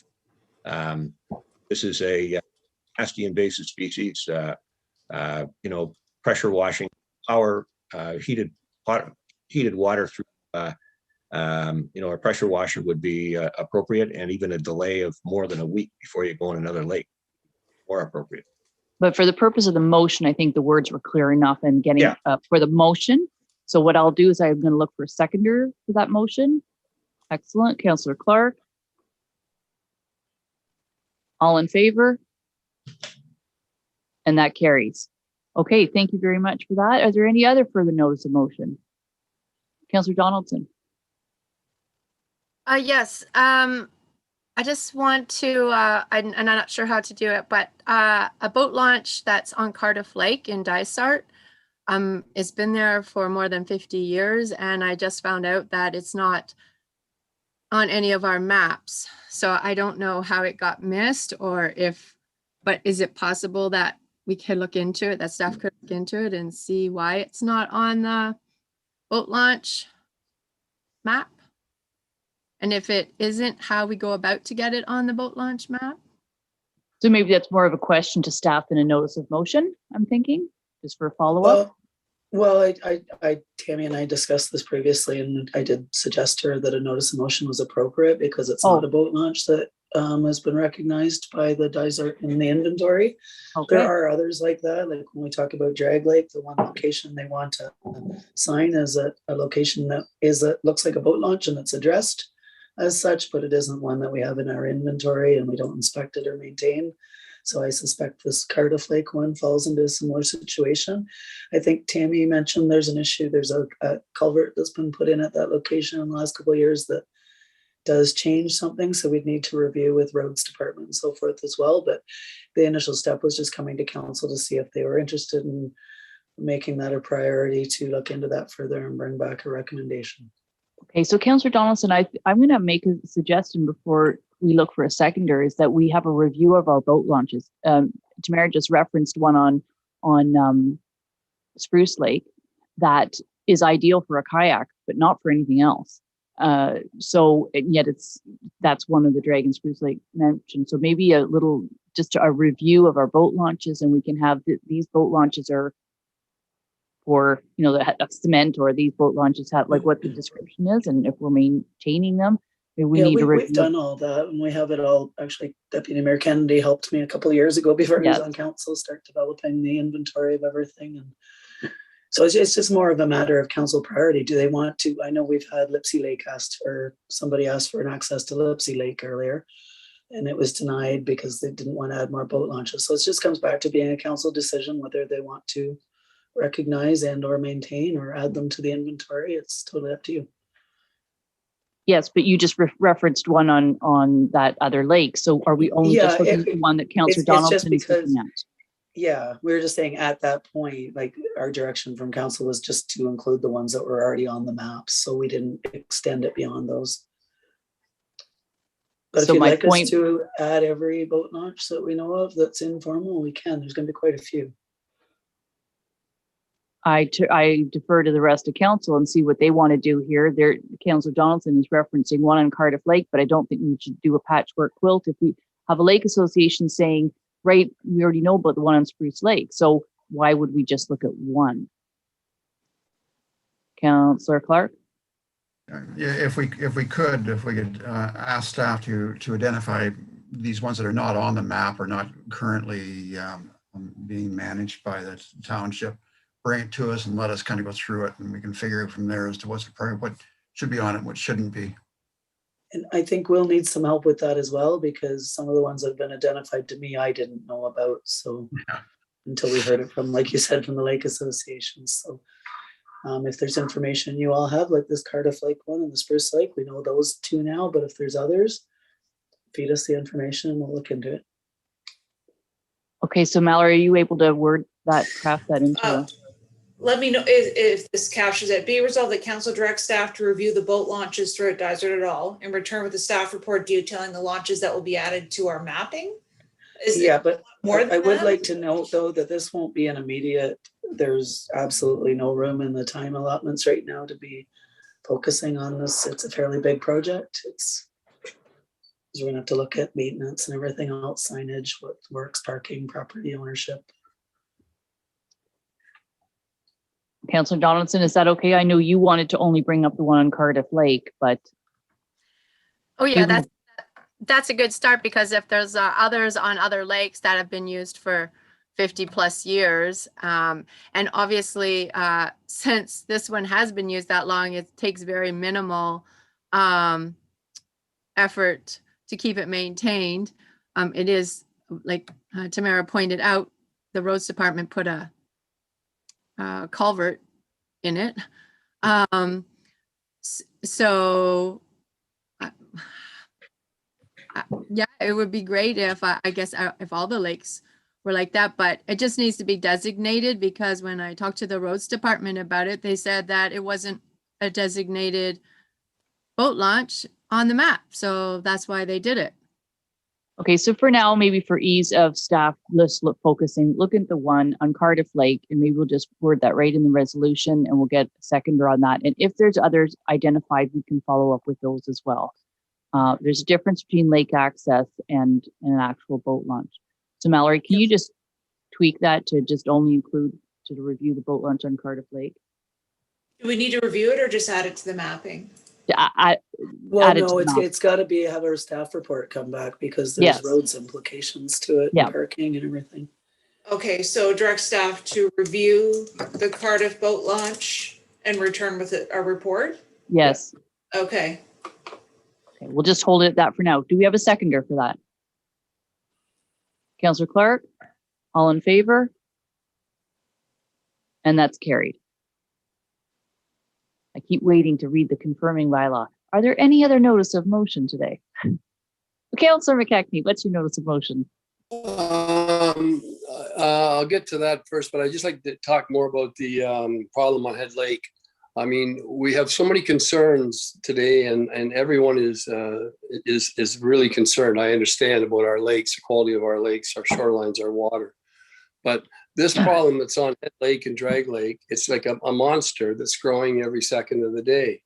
And I can't understand why we're not getting more provincial or even from the county driven ideas, support, how we're gonna attack this. I mean, this has been known for a while, and I just wish that we would get some direction from above to guide us, because we've definitely got to tackle this. I mean, I believe it was a long time ago. I believe the past councils brought up something about creating a boat launching, like a boat washing. Washing, but like a real pit area to do it properly, and you'd have to get a certificate that your boat before you get in the lake and all that. And I think our Deputy Mayor Pat Kennedy brought it up recently also in the last year or two. So it's definitely something that I think that we need some help on. I mean, for us, throwing a sign up is fantastic. That's a great start, but every boat launch we have should probably have that same sign. Now, I don't know whether what I'm going to say here is it merits a notice of motion, but I got a problem up on Dignan at the gravel. There's an old pit there. I believe it might be owned by the county. It's right off of Dignan at the far end of South Bay. Last weekend on the 23rd, we had a major accident up there. People are running around in that pit with ATVs, sidewinders. One flipped over. A matter of fact, right here, just in the last hour, I got a picture sent to me by the people. And the guy was throwing out One guy was okay. The younger boy was hurt pretty bad. They had no cell service up there, of course, no cell service. They went to a cottage. Thank goodness they had their landline, and they got the police and the ambulance there. But these people are really concerned. And I was hoping I'd talk to Rob today about it. I was going to just bring it up to him. But it's definitely a concern. It's happening all the time. But maybe it's a county issue, because I know I was up there about a month and a half ago, because there was people were taking brush and things in there, and that I was looking into that. So it's something that I think the residents up there are very concerned about. So, and I was just asked to bring that to our attention. Okay, I don't know if it's our property or not. Yeah. We can find out later, but I don't think that qualifies as notice of motion. No, but I don't think it does either. just information. I just wanted it to be brought to our attention. Mallory? Can I confirm that we voted on Tammy's notice of motion? I think we did, but I want to confirm. I did check the box and say carried. Perfect. I did Perfect. check, and Okay. but sometimes it's 3 o'clock and I might be. I know. getting- Okay, I'm just checking. I did take a vote. So how about mover and a seconder for the confirming bylaw? Councillor Wood Roberts, and seconded by Councillor Smith.